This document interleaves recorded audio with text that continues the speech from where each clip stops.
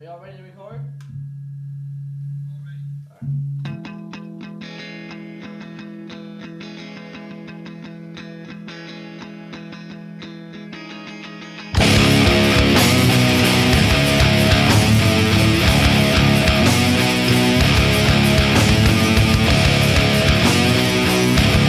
What's up, everybody? It's me, Brock, and I've said it a million times. I'm surprised every day that I do one of these that I'm still doing it at this point, because that means I'm doing something consistently in my life. But today it's going to be really interesting, as you probably have all heard already in the intro that I am going to do after this show's over. That who this is. So without further ado, just say hi to Christopher Ramsay. What's up, Chris? Listen, I'm offended, bro. We've been friends since kindergarten, and you know good and well it's Christopher. Oh, I'm sorry. I'm sorry. I don't know who Christopher is. Yeah, look, you know why that messed me up? Because I know who you were named after. Yeah. But his first name's the same as his fucking last name. Correct. So, yeah. Just so people know, Kris Kristofferson, the actor of sorts. Singer, didn't he have that song with... he did have a Barbara song, Streisand, didn't he? and then that was covered in the Gaga and Bradley Cooper. Yes. Yeah. Wow. I forget what it was How called. you pulled that out, Bro. Fucking that impressed me, How I man. eat, son. Yeah. Yeah, your memory's gotten way better. Chris is honestly one of my oldest friends. Probably second oldest friend. My buddy Harry is the only other person I've... Harry Carroll? Yeah, I've probably known him. Bro, we all were in like the same... I know, but I think I knew oldest him friend by what? a day. 6 months? A day or not two. even, yeah. Like, I know exactly who you're talking about because we all went to elementary school together. And Harry and I used to smoke weed at UCF He's together. changed a lot, too. Yeah. You know, he was a firefighter, and now he's a nurse practitioner. Really? And now he's getting ready to make another transition into mental health nurse practitioner. Oh, see, he's like an adult. He's a father. He's married. Like, hey, I'm those things too. yeah, I mean, where have you been? Yeah, I know. I was still like I expected that out of your trajectory. Yeah, you know, I didn't expect that out of Fair him enough. so easily. Yeah. You know, one of the cool things is when we were growing up, we were really close until like 5th grade. You moved to Pembroke Pines. Yeah. I moved to Pembroke, and I went to Different middle school. Yeah, I went to Walter C. Young, and you went to where? Silver Trail. Yeah. And one of the cool things was when we were friends, we had a whole bunch of things that were like critically in common. Correct. One of them behind me, you know, Friday the 13th, we loved it. Yes. Mortal Kombat, definitely. And like that's crazy because we're old enough to where things have gone away and come back. Correct. I took my stepson, who's 12. We went to, because I'm father of the year, I took him to a rated R movie, and we saw Mortal Kombat. We saw all sorts of horrible movies when we were kids. Facts. You know, at least you were there and be like, hey, this isn't real. Yeah. You know, so that's a good thing. Yeah. And hey, there's no way he could conceptually think that when we were we were younger than him when we started playing Mortal Kombat. Yeah. And that was the first game with blood and violence. Yeah. And Mortal Kombat 2 specifically, because we'd bring like the game pros in to school and be like, bro, fucking this and that. And like, all right. So, oh, yeah. I know quick exactly little where story. you're going. We're already jumping into it. Yeah, we go back. So, you got me one of my first ass beatings from my dad in I should have known not to 4th drink grade. that. Yeah, when you brought that up, It because was 3rd grade, I thought. it was, I can't remember. Whatever Game Boy came out. Yeah, it was Game The original, like Yeah. the yellow and black one. Yeah. I took my Game Boy to school. And my dad was like, don't take it to school. I took it to school, put it in my cubby on a Friday, went to go get it. It wasn't there. And I'm like, oh, shit. Like, where's my Game Boy? Go home that weekend. I remember very vividly watching Teenage Mutant Ninja Turtles on USA, Saturday morning cartoons. Yep. And my dad was like, Chris, where's your Game Boy? Because usually I'd be playing it. And I was like, I just couldn't make words. I was like, I lost it.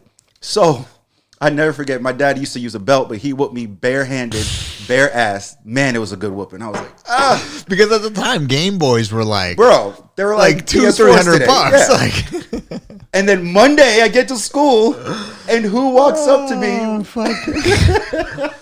Kris. I took your Game Boy. And I remember you just like handed it to me, and I was like, bro, I took an ass beating for you, bro. Like, look, I think it's important for people to hear this because, you know, you're a kid, you do shitty things. Yeah. And that was one of the things. that was super And then shitty. you would think that would be like the worst that things ever got. Yeah, no, it was. Yeah, I have a permanent scar because of you on my face. And because I hit you in the face with a shovel, which sounds way more malicious than it actually is. It is what happened, though. Yeah, like if I say that, people are going to think I just walked up to you. Pow! No, we were just dumb. We grew up in like a wooded area, Yes, like yeah. you know, like very backwater. You were on the off streets of Davie, bro. Yeah, and Like canals on both sides. and we just like as a family's want to do. Your house is always under construction, or something's always under construction.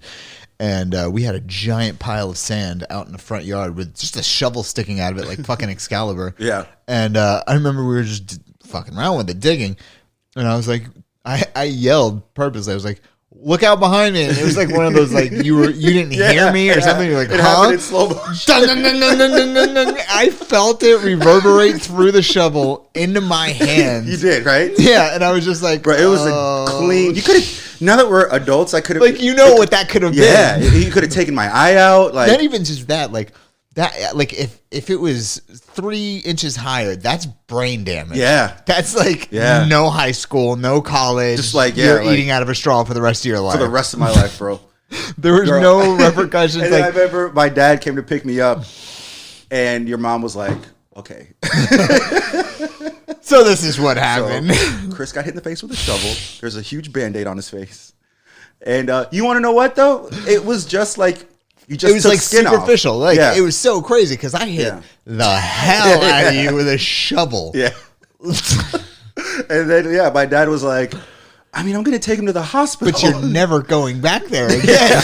And then I did. And then you had the pool where I hit the back of my Which foot. wasn't my fault. That was my fault. That yeah. was completely your fault. Cut the back of my foot open on the edge of your pool. And I then- always got hurt over here, bro. And then you were, well, no, that wasn't here. Here you never got hurt. Okay. That's true. That was the day. Here, everybody was safe. Yes. Yeah, that's true. And so, and then in middle school, like we separated, came back together because I moved from Davie to where I'm at right now. Mm-hmm. And you were like one of like the 4 people I knew in that high school. And I was just like, Kris! Yeah. Like, Yeah, you you were came back working in at with the- Publix. No, I was working at Regal. With No. Because I worked at It was Winn-Dixie. I never worked at Okay, Publix. that's what it was. It was Winn-Dixie. Winn-Dixie. Yeah, so you worked at that Winn-Dixie. Dang, bro, we were that young. I Yeah. was 14 when I started that. And I was just like, you go to Flanagan, don't you? Yeah. And you're like, yeah. I was like, dude, I'm coming. Like, yeah. in August, so Yeah. I need friends. Yeah. Yeah. And we became friends again, and then not immediately, like I don't know how you found out I played guitar. And I don't know how you found out I played drums. It was just one of those things that you're like, you play guitar, right? And you're like, yeah. We're like, we're looking for another guitarist in a band, and then it just so happened a kid that I had met that morning at a bus stop was like, hey, my friend's band is looking for another guitarist. And then I met another kid who played guitar. He's like, bro, my band's looking for another. I was like, sweet, I've got like 3 bands lined up. This is awesome. Yeah. And then I go, it's your fucking house. I was like, your house? Yeah. And I felt bad because at that point I'd already been playing for 4 years, I think. Mm-hmm. And I came out and you had a legit drum set. Yeah, man, I had my Pearl kit. Yeah. Kevin didn't. No. You just got the Premiere. Oh, yeah, the blue one. Yeah. I just got the Premiere, yeah. So I came out with a massive Mesa. You had a Mesa. Mesa half-stack dual rectifier. Yep. The Mark Tremonti, like I'm on Mark Tremonti. Well, Mark Tremonti wasn't really a thing at the This time. was before Creed? Well, no, Creed was a thing, but I didn't know what they fucking played. Yeah. You know, that was because of Metallica. Oh, okay. Yeah. And everybody else had like these small amps, and I was just combo like, amps. "Ooh, this is gonna be rough." Yeah, you had your tube amps, bro. Like, And and we played in that band 5 years, Cyrus. 4 or 5 years. Yeah. And that was a crazy just dude. time. Dude. Like we I learned still remember a lot. our first show. I remember we're not even talking about the fact that we had an Indian in our band. Well, we didn't during the first show. Avi was there. Yes, he was. No, was he not? No. It was just us? Yeah, we used Joe's amp as our PA. Oh, my gosh. Yeah, you might be right. And then... Club M, Sunday morning, 11 o'clock. Yes. Look, man, we got what we got, you know? Who plays the show and at we 11 played o'clock at in the like... morning? We played for like 3 hours. Well, I remember we were playing Godsmack covers. We played every cover we knew collectively, which was like 85% Creed songs. Why were we playing that early? I don't know, but it was... And that girl... who Carrie. Yeah. She came. But she got that gig she got us. It for us. Yeah, and I was just like, you did it, I didn't. I'm cool with it, you know? And the funniest part is they were like, oh, yeah, so you guys are going to set up back here? And I was like, we have too much stuff. Yeah. We can't set up back there. Yeah, we set up right up front. Yeah, right by the window. So if anybody walked by, they could literally just walk in. Yeah, they didn't. But they could have. That was the important part. Yeah. We literally played like 12 Creed songs. Yeah. We played Godsmack. We had some originals then too. Yeah, we did. I mean, Nuclear and stuff like that. What? Nuclear? I still know how to play all those songs, by the way. Once I learn a song, it does not leave my head ever. You could still play Faloba? Yeah. Oh yeah. Oh yeah. Yeah. I'll show you that after this. Yeah. But I just and that was with our second singer. Yeah. Because it was Angel? No, because it was Joe for like a split second. Yeah. And then Jesse was the first one. Yeah. Joe, and then Danny. Right. And then Danny got in a lot of trouble because we didn't get him back to his house one day. And then 16 years which old. we had already started playing shows. Yeah. And we were getting exposure with Danny. Yeah. And so we're just like, I guess we're without a singer now. So we got this psychopath named Angel into our group. He was a great singer. He was just not what we... Remember you had to like break up with him and we're like, Brock, you got to be the one to call this dude because I don't... Just because I was bigger than him. Yeah. Like I was bigger than... because I think you had the relationship with him and we were like, dude, I don't want this dude at my house anymore. Like, because we were like, I don't know, even remember 16 where or we found 17. him. And to me, he looked like a 33-year-old man. Yeah. He was probably like 20. Yeah. And I think we met him at the show we played with Danny, Gorefest. Oh, yeah. I have a picture from that. Oh, I've got a bunch of pictures. Yeah. I had an afro, sideburn. Good look. And so this is the early 2000s. So we had the guitarist, drummer, bassist, singer, and DJ. Yes. Who we also used as a PA. Yes. Which...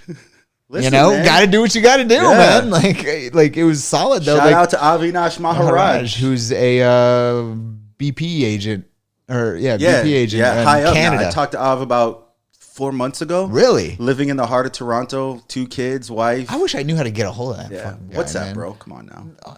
I mean, I'll give you his information. Yeah, please do. But it's funny because so I don't really say that I've ever seen discrimination on a big level, but we were with Avi. Yeah. We have a picture 2 days before 9/11 playing a show. Do we? Yeah. Oh yeah. It's a picture where all of us are together and the date says either 99 or 9801. And it's so crazy to look at it because I'm just like, bro, the whole world changed. Like a couple of days went from later. giving me the side eye to obvious. Yeah. Like, and you know, he was like Indian, but he was Trinidadian. Yeah. More Canadian, honestly. Yeah. He was Canadian. And it's like I felt bad for him. Like kids are ruthless, man. Oh yeah. DJ 9/11 is what they'd call him. Yeah. You know what I'm saying? Yeah. And like I feel bad because he did follow. His family had certain tropes that he fell into. His dad was a pilot. Yeah. His dad was a commercial fucking pilot. You want to hear a funny story about that? Yeah. His dad, Anand, great guy. Yeah, he was a great guy. Great guy. Always nice to me, man. You want to hear a funny story about Anand real quick? I was like, how's your dad? Is he still flying? He was flying for Qatar Airlines at the time. And he's like, wow, that high end of an airline? Yeah. Holy shit. He's like, he retired. I'm like, oh, snap. He's like, yeah, it wasn't because like he was over it. Like he flew for like 35 years. And then one time he went to land and he like skidded too far on the runway. He was like, fuck this, I'm done. He had one mistake. Yeah, like one little and he's like, nope, this is over. I just thought that was so funny. I'm like, damn, that dude. I could see that happen with Avi. Yeah. You know what I'm saying? Like one guy shoots it off one time. He's like, you want to know what? Here, take the belt. He just takes it off and walks away and takes the badge. I don't know if they have badges in Canada. Like, oh my God. He's just like, yeah, man. He just skidded a little too far and was like, I'm good. Talk about somebody who I could never picture as a federal agent for any government. It would be him. It'd be Avi. You know, and then, you know, after that happened, you had your head on straight and wanted to go to college. Correct. Yeah. So now which was a weird time because at that point, like we started getting a lot of exposure because we had just switched singers again to like the singer of the band. Yes. And we were getting exposure. We were actually writing decent songs. Yes. We had radio play. Yeah. And things like that. And then we got so Marilyn Manson, the guy who was managing Manson for a very long time, John Tovar, found us. I didn't. Go ahead. And he's like, hey, we want to have a meeting with you. And I was like, oh, shit, Kris already told us he's leaving. I was like, oh, yeah, absolutely. Yeah, no, our drummer just can't be here tonight. He's sick. And, you know. I listen, that all, I remember that. I remember we were in somebody's pool, like Eric's pool. Or probably Eric, yeah. And I just remember being like, yeah, man, but like, the band, like, we're good and stuff, but we're not like doing anything, so I'm gonna go to college. And I remember Manny was like, you dumb fuck, we just met with John Tovar. And I was like, well, nobody told me. And I was like, because you already told us you were leaving. And I was like, oh, I mean, had I known that, maybe the whole trajectory of our lives could have been different. No, because I think it would eventually came back around. Like whether it would have taken a longer sway. Yeah. Because when you left, like our band was like sometimes hard, sometimes soft. But when you went to college and then we formed Second Sin down here, it was hard. Like our music went extreme hard and your music went extreme soft. Yes. And not even necessarily soft, like more mainstream. Yeah. Because I did join another band when I went up to UCF. Yeah, that was Seven Blue Skies. Correct. And you guys got a lot of exposure. Like, correct. We were literally on the same trajectory, just running in different Your band areas. stayed at my house one weekend when you guys were up in Orlando. That's right, we did. Yeah. And it was a blast because like when we went up there to see you, like going to bars and stuff, like everybody knew who you were. Yeah. And then when you came down, you were expecting this small show, like in this small bar that we were going to play. And like, no, this is like old Costco's that they built stages in, and it's a legit place. You know what I'm saying? Yeah. And it's crazy. You go up there, you'd hear Seven Blue Skies on the radio, fucking Earth Day Birthday, fucking whatever the name of the shows were up there. Yeah, we had a lot of momentum. Yeah. And, I mean, even with 311, like with 311 and stuff like that. We played for Ron St. Germain. Yes, that's their producer. He was in our shitty rented house. Ron St. fucking Germain was in our house. I mean, listening to our music. We went up to Jones Beach and met the guys. You remember a band called Pepper? Yeah. We met the guys in Pepper and like chilled with them. They were in that like 311 circle as well. Correct. Yeah. And then we opened for Pepper. And we had some momentum, and then I felt, well, it's weird because I felt like because you guys had a pretty good website, but like I felt like there was just one day it was just like, our guitarist is leaving, our bassist is leaving. I was just like, what the fuck happened?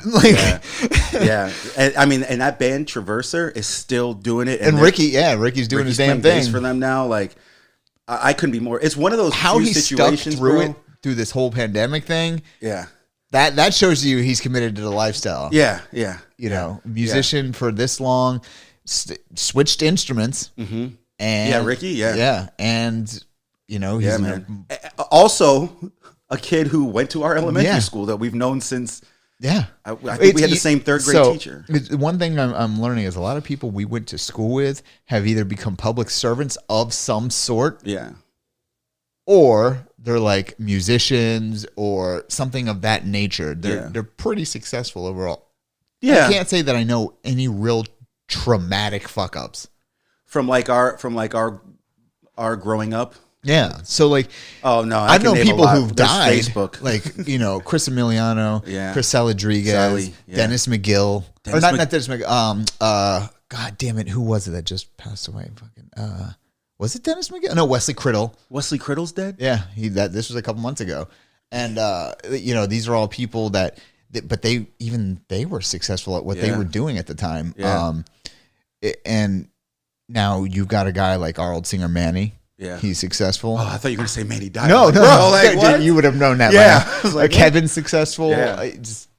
Yeah. We're here. Avi's board. You went from when you were in school. What did you actually go to school for when you were in UCF? Elementary education. Is that what the degree was formerly in? So this is something I've actually always wondered, because you went from elementary education. You were literally sitting there and you were like, oh, fucking this job is like, this is the only way I pictured it going in your mind. You're like, this job's the fucking worst.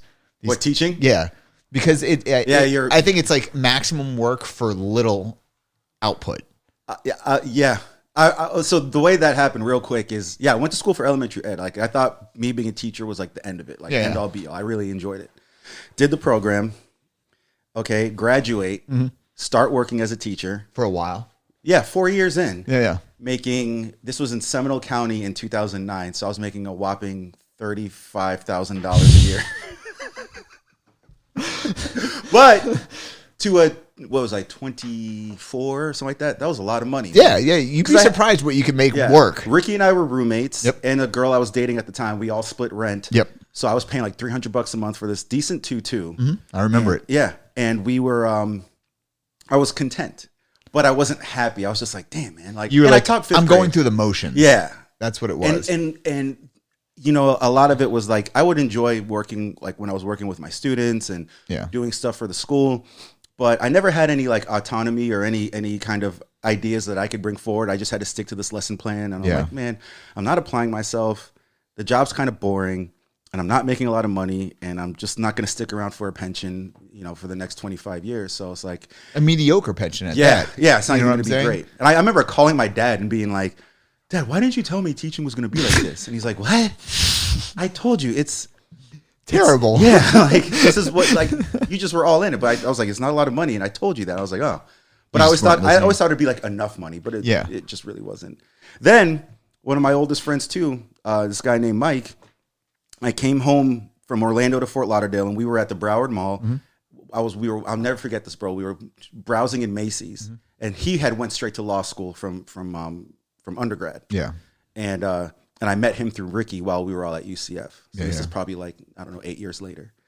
And I'm like, hey man, I'm just like not into teaching. Like, how do you like being a lawyer? And he was like, oh, I mean, it's pretty dope. Money's good. You should do it. And I was like, you think I should do it? He forgot to like lay out a lot of things in that. I was like, you know what? I'm going to do it. And then I literally. Yeah, because I remember one day you were just like, yeah, I'm just going to be a lawyer now. And I was like, what? In the course of like 2 months, I quit my job, sold my car, broke up with my girlfriend, which was super awkward for Ricky because remember, we were all roommates. I was there, remember? Like, I was there at move out day. And it was just like this awkward thing. I was just like, hi, I'm just meeting you. Yeah, bro. Bye. Like, there's nothing I can do about this. So don't look at me weird. Yeah. And called my dad and was like, hey, I'm going to Nova Law in Davie, so I'm moving back home. So, wash my sheets because I'm going to be there. Before I started working there, by the way, I used to respect that school so much more. Listen, man, it's private. It's a little expensive, but you did it the right way, not living on campus. Nah, I was over all that. Like dummies. Yeah. No, I just moved back in with my folks for a year. Did the first year of law school. So much longer than that. No, it's just a year. I couldn't, It just felt longer. Yeah. Then I got an apartment. Yep. And that was that, man. I was just like, I'm going to go to law school. Yeah, you went from like, you were able to see people every now and then to like especially towards the end, you were like, lock it the fuck down. I remember we would chill and do lunches in the beginning. And then that shit calmed down real quick. Yeah, because law school gets real after, was it L1? Is that what it's called? 1L. 1L, yeah.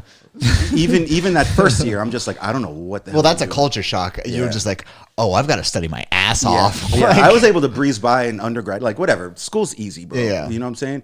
But law school is like, you can't phone it in. It's hyper-focused. Yeah. That's fuck. Because, correct me if I'm wrong, there are no electives in law school. It's just everything. I thought everything you were doing, I thought was focused on law. No. I mean, they're all law classes, but you can choose them. like your 2L and 3L year. Yeah. There are some courses that you can just elect to take. Yeah. However, they're all like, you still have an exam at the end. Yeah, of course. Right. Of course. And there's no multiple choice exams. It's all written. Yeah. And it's all reciting the law and how it applies to facts. And if you can't synthesize that and do it well, you won't pass. Like it won't work. Well, one of the things I learned recently, which I did not know, was you didn't get into law school just like, oh yeah, I'm going to take this test and then I'm in. Oh no, bro. Like, no. Because I thought that you had taken the test, you did well, you gave your application to Nova. Nova was like, cool, like, come on in. Nice. Like, that's where I thought. And then after I failed that last physical test, you told me that. Yeah. And what happened? To encourage you, I was just like, bro, like, I got into law school through the back door. Like, you know what I'm saying? So don't give up. Yeah. So to get in, you have to take the LSAT, law school admission test, right? You can take it 3 times in 2 years, and they'll take your highest score, any law school or whatever. So when I started applying, I applied to like, law schools where I thought on my level I can get into, realistic ones. I didn't apply to fucking Harvard. You know what I mean? Yeah. Anyway, so I remember when I registered for the test, it was 2 weeks before the test was going to be taken, and I remember I paid a late fee. But in my mind, I didn't know enough, and I was like, it's aptitude. Like, you either know it or you don't. I'm gonna go ahead and get this score, and I'm gonna be in law school. I'm gonna be a dope ass baller black attorney. Like, shit's gonna be dope. No. I took the first exam. I remember sitting there and being like, what is this? Like, there's a section called logic games where it's just like, Abner, Bobby, Carl and David are all sitting in a line, but Abner can't sit next to Carl, and Carl only sits to the left of B. You know what I mean? And it's like, what? You know what's funny? That those are the type of questions that I had to take on for the police written exam. It's called the CJ BAT. Okay. And those are the type of questions I was just like, what does this have to do with anything? Yeah. I was just like, I'll answer it. Yeah. I just give me a I second. answered it. It was just very poorly. So anyway, I remember I was on the golf course and I got my score when I got the email, and it was so low that it was like an inverse of itself in the upside down. Like, it had righted itself. It was so low. And I was like, damn. I remember I was sad. Like, I was like, am I smart enough to go to law school? Like, damn. And then I was like, you want to know what? I still want this. Yeah. I'm going to study my ass off and take this test again in maybe 2 or 3 months. They don't even explain to you how hard the LSAT's going to be. No. Like, I've never. No. I actually hear a lot of people just are like, yeah, I'm just going to go take this test real quick, and it's even different from the MCATs. Yeah. MCATs, like, you walk into there knowing this shit's going to be hard. Yeah. But with the LSATs, everybody just kind of assumes. Well, because it's not like I can't speak for the MCAT, but I know at the LSAT you don't need to know legal jargon or anything like that. Yeah, it's like, just, you know what I mean. It's like you said, it's just an aptitude test. It'd be like, where are you mentally? Yeah. Like, I was down here. they wanted to see if your brain was even programmed to be a lawyer. Nah, you're like, I'm a teacher. I was too busy. Like, I still had like teaching 10-year-olds in my brain. I was like, I haven't tried this hard for anything in a while. I studied my ass off. Yep. Took it again. I'll never forget. I scored 3 points higher and was like, Jesus. Like, I was ready to give up. Yeah, because you have one more chance before you're barred for 2 years. Yeah. And I remember, like, it was getting towards the end of the school year, so I had nothing to lose. I was either going to pass and start in the fall or just go back to teaching. So here's where it gets good. I took it again. Yeah. Okay. I'm not even like, I don't care about, saying the score. I just don't want to say if I'm wrong because I don't remember what it was because it was so long ago. But I remember it was decent. Yeah. But it was nowhere near where I thought I had scored. And, this all comes full circle because I remember getting it and I remember being disappointed still. Yeah. And I was like, you want to know what, man? This just isn't for me. And I called my buddy, Mike, and I told him what I got. And he was just like, ugh. But he goes, I never forget this because I was with Ricky and we took a trip up to Asheville. Yeah. And I remember I was on a balcony of our hotel and it was like a beautiful day and we were about to go like bar hopping and drink. And I got the score while I was in Asheville and I was like, I probably shouldn't check it because I don't want to ruin my trip. Yeah. But I checked it and I remember I called Mike and I was like, I wasn't crying, but I was like bummed. And he goes, very matter of fact, he goes, you're still going to apply though, right? And I was like, I mean, I guess, right? And so I applied to Nova and Nova told me I got accepted to this program called Ample. Yeah. Which was like, I don't know, whatever ample stands for, but it's like a DOP for law school, What's like that? the dropout prevention. Basically, yeah, it's like a provisional acceptance program. Yeah. And they're like, hey, over the summer, if you take these 2 courses and you get a passing grade, then you're in for the fall. But because we see like your numbers and your history and everything look good, and that you're working your hard, undergrad GPA looks good. This test, for whatever reason, some people struggle with the LSAT, so maybe we can look past it if we see you got what it takes. And again, I never worked so hard in my life, right? And I documented the whole process on YouTube, bro. I have a whole vlog from it. Yeah. And I took those 2 courses, kicked their ass, got into law school for the fall. The rest is history. But that has to be like a crazy thing. Like after you get through the Ample program, and they're like, now it's law school time. Yeah, but here's the thing: Ample prepared me for that. So you have all these. It was like a kind 1Ls. introduction. It wasn't like, it was still a hell of a lot. It was more work than what law school was, because they truncated, a 16-week program into like 6 weeks. So So I had to learn full courses, negotiable instruments. You don't even know what the fuck that is, do you? I mean, I can think of what it is. Yeah, no, it's like checks and shit. Yeah. Oh, really? Yeah. Oh, okay. Oh, that makes even more sense now that I think about it. Yeah, just like checks and money orders and stuff like Yeah. that. But there's a whole law behind that. And then the other class was Intro to Fourth Amendment, Searches and Seizures. And that's a fucking... So I know in the academy, they literally bring a lawyer in, and it's just like, you're going to be here for the next 2 weeks, and all we're doing is taking apart the Fourth Amendment and figuring everything out about it. So good luck with that. Yeah. And dude, it's funny. Sorry, real quick. I have friends who are state assistant attorneys. Yeah. Right? Assistant state attorneys. And we'll be like out having beers or whatever, and cops will call them on scene and say, hey, I just pulled over a car and I smell marijuana and this guy's being shifty. Can I search this guy? Like, because cops, they know the law, but they don't want to get fucked on a technicality. Correct. So the ASA will step outside and be like, well, does he do this? Do you have this? Then go ahead and blah blah blah. Like they're always on, man. Yeah, they're always on. I'm sure you guys get. It's just like being a judge. Like 3 o'clock in the morning. Yeah, we need a warrant signed. Yeah, that'd be a nightmare. Yeah. There's no way. There's no way. Is that, by the way, is that kind of where you want to go, or do you want to stay in the realm that you are now? Do you want to go to like a state level of that face said it all? God, no. I'm gonna go ahead and keep making this personal injury money. Yeah. No. People like to go to the state. You go fresh out of law school to get trial experience. Yeah. I mean, I have friends who've been in hundreds of criminal trials because they're in court literally every day. I remember when you first started, you were like, oh man, I don't know if I want to do this trial thing. Like, I know a lot of this stuff settles outside of the court and blah, blah, blah. But especially recently, in like the past year, I feel like you've been like, I'm just going to trial today. Like it's not as weighing. I have cases that I'm trying, and I have cases that are set to be tried. COVID kind of delayed things, but I gotta sometimes. How weird is it, by the way, virtual court?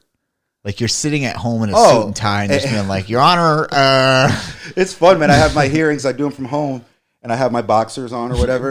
But the suit? Yeah, then I have the suit on top. Yeah, it's really like that. It looks like these senior pictures you take. Yeah. Dude, we're at a point where it's like, I'm so spoiled. Like, I don't know how we're going to go back to normal. There are some jobs that, like, I'm sorry, are going to get eliminated because you don't need an office anymore. No. You could just be home and do that job.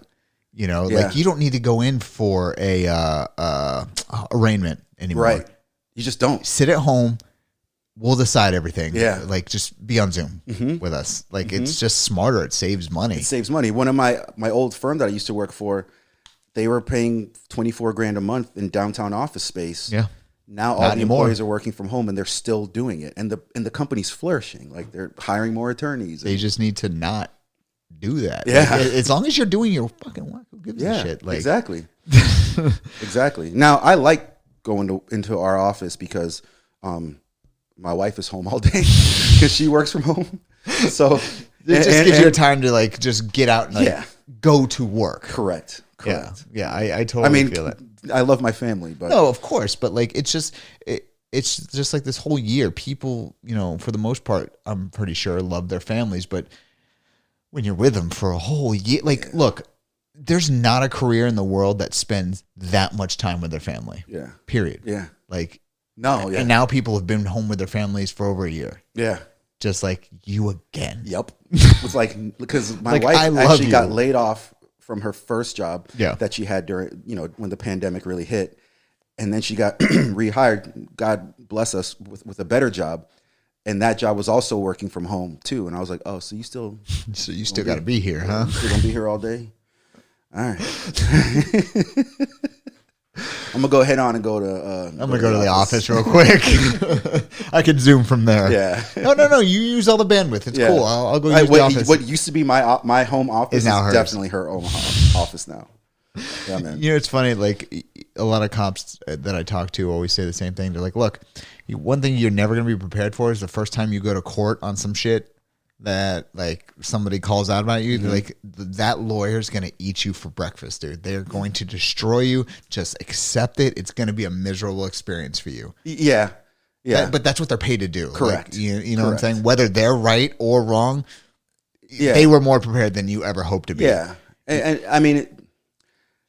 They literally, 24/7, they will worry about this one case about destroying what you said. Right. That's their job. 100%. 100%. Yeah. And I've always wondered, like, for people that do criminal law and things like that, like, how does it feel when they're representing somebody? You're like, this motherfucker's guilty. I mean, I go through that in civil. Yeah, I guess that's true. Like, oh, this dude is definitely faking this shit. Like, oh, I slipped and fell in the gas station in the bathroom. Shit was crazy. I'm like, oh, word. The drug den that has no cameras in it. That's where you slept and fell. They just happen to have a needle in there that's stuck in your arm. I'm sure you weren't using it, right? At But all. I take them at their word. Yeah, I don't pick my clients, so it is. No, of course. But it's still got to be a thing because eventually somebody's going to have to represent. Right. So, them. Whether it's not you, it's going to be somebody else. I firmly believe whether it's civil or criminal, and honestly, like, I like being an attorney. It's not a job I like wearing my sleeve. You know what I mean? It's not who you are. No, bro. If I can make half this money washing cars, I'd do that shit in a heartbeat. You know what I'm saying? Like, I don't need, whatever. So, but one of the things I do like about it is that we live in a justice system or a civil system where everybody's entitled to representation. Yeah. Right. You just, whether we know you're guilty and we got to go like through there the could be a motions. video of this dude doing X, Y, and Z, and you're like, oh, that dude's clearly guilty, but we have to go through these motions, no matter how blatant and apparent it is. Correct. Because I'm totally it's a slippery cool with that. slope if you're like, nah, you just fuck that guy. Yeah. Like, it's like, all right, we're just going to do that for everybody who we think is like exactly, because then you're going to do it. What's that expression in the quote unquote justice system when like it's better to send like 8 innocent guys or guilty guys free than one guy. Yeah. Who's supposed to not be in there. Yeah. It's just terrifying, bro. I watch a lot of we were talking about this earlier, that chapter. Yeah. I mean, but like it's things like that scare to a point me in my mentality because like going into law enforcement, there is a possibility that there could just be so many fucking circumstances to make this one guy look guilty. He just happened to hook up with this girl, leave her house. The guy snuck in, killed her. Right. But it looks really bad because he just hooked up with her. And now I send him to prison for 50 years. And then 40 years into that 50 years, DNA evidence comes out that completely exonerates him. And then I'm the asshole. Yeah. You know what I'm saying? That's like such a delicate fucking thing. Oh, yeah. Yeah. And it's happened and it's going to happen again. Yeah. A lot. And luckily, DNA it's not a perfect system. No, it never will be because people are flawed. Yeah, exactly. That's what I was going to say. Yeah. I tell that to people all the time. People they expect certain things out of law enforcement. And I totally agree. Like you should expect certain things, but people are greatly flawed as well. Yeah. That's just like, it is what it is. Yeah. It's just when you said earlier, like the people are getting calls from the state's attorney, guys are getting called and they're like, oh yeah, I smell weed, blah, blah, blah. Nowadays that's not such a big deal to cops. Like I've been in cars while we drive past kids, like you blatantly are watching them. He's like, bro, I don't give a fuck about that. Yeah. He's like, I've got way more important shit than those 4 kids smoking weed.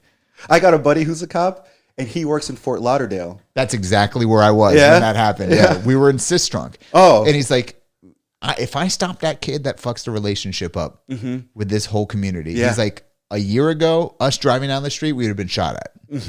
And he's like, because we're overlooking things like this that aren't important, right? The neighborhood trusts us just an inch more. Yeah. Which we'll take that. Yeah.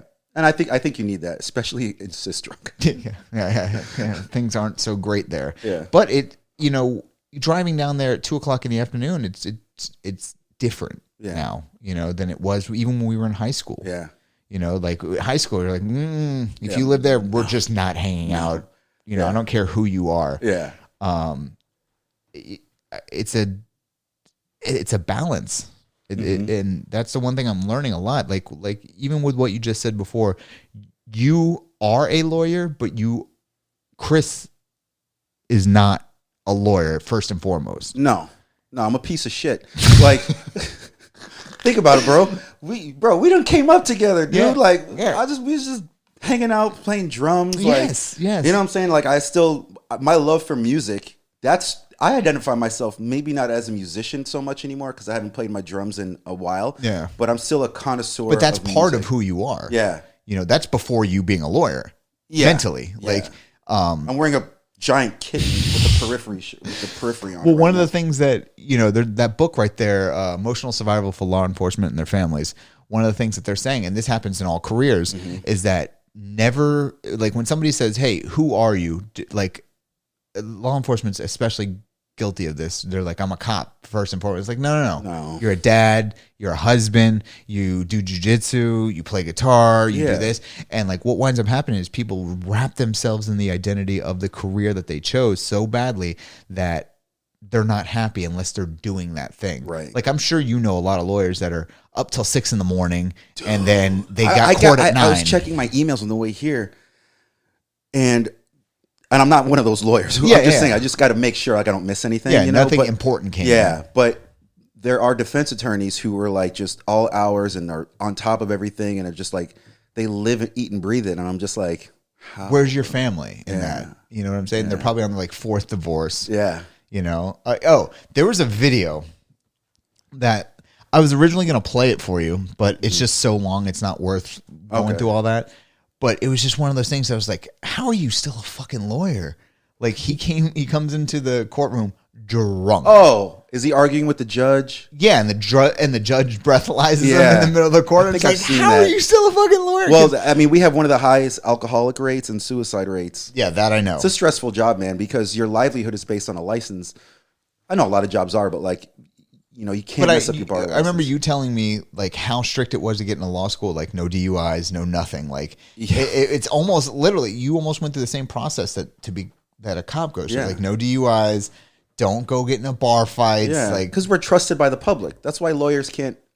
We can obviously we advertise because you see all the daytime commercials and the billboards, but we can't solicit to you personally. Like if I watched you slip and fall, I couldn't say, "Here's my card." I mean that's I'm not what it giving used you a to choice. be. Yeah, that used to be ambulance chasers. Right. That's what they used to call. Right. Yeah. Call them. Can't do that. Yeah. No. They have to come to you. Right. Yeah. You used to be like, hey, now you have the billboard and you're like, hey man. Yeah, which is basically that. Or you just see an accident, you just throw a bunch of cards out the window. I don't know how that happened. Sir, I think you dropped this. Are you sure you're not Christopher Ramsay Esquire? hint, Esquire. Doing the personal injury thing, man, it's just, it's one of those things that even if you are malicious in your intent, you're still not really even hurting anybody. As far as what do you mean? Like some guy comes to you with a bullshit claim, it's bullshit. You're like, all right, this guy's gonna get like $1,000. Oh yeah, I meant to talk about that. That's why I love civil, because at the end of the day, nobody gets fucked. I'm just dealing with people's money. Yeah, and mostly insurance corp. It's you versus a corporation. Yeah, and the insurance company really, but yeah. So it's like unless like some places are self-insured, right? But yeah, like if I royally mess up a case, I might not have gotten my client as much money as they were entitled to. But if they're not going to prison for 50 years, so like because I have friends who do criminal, I'm like, how do you sleep at night? Well, that like just from anxiety. That drunk guy that we were just talking about, he was there for a case where a guy was potentially going to prison for life, and he showed up drunk. Dude, first of all, if he found that out later, that's a mistrial. Yeah. 100%. Oh, yeah. Like, all you're doing is fucking your client at that point. Yeah. And like, I get it. Like your job is stressful and you're going to go home and drink, but you're gonna but come just in stop. a court fucked up like. And like I think he blew a .07, and he's like, he'll see, yeah, I'm not drunk, and he's like, you're not drunk enough to not drive, Yeah. but you shouldn't be representing clients right now, Right. You know, Yeah. Oh, dude, I'll save it for another day. But there's a lawyer at a big law firm that we just found out went completely AWOL, and now they're in a mental institution, and they had a case against our firm, and we just like we thought the case was settled, and they're like, yeah, the check's on the way. Check never came.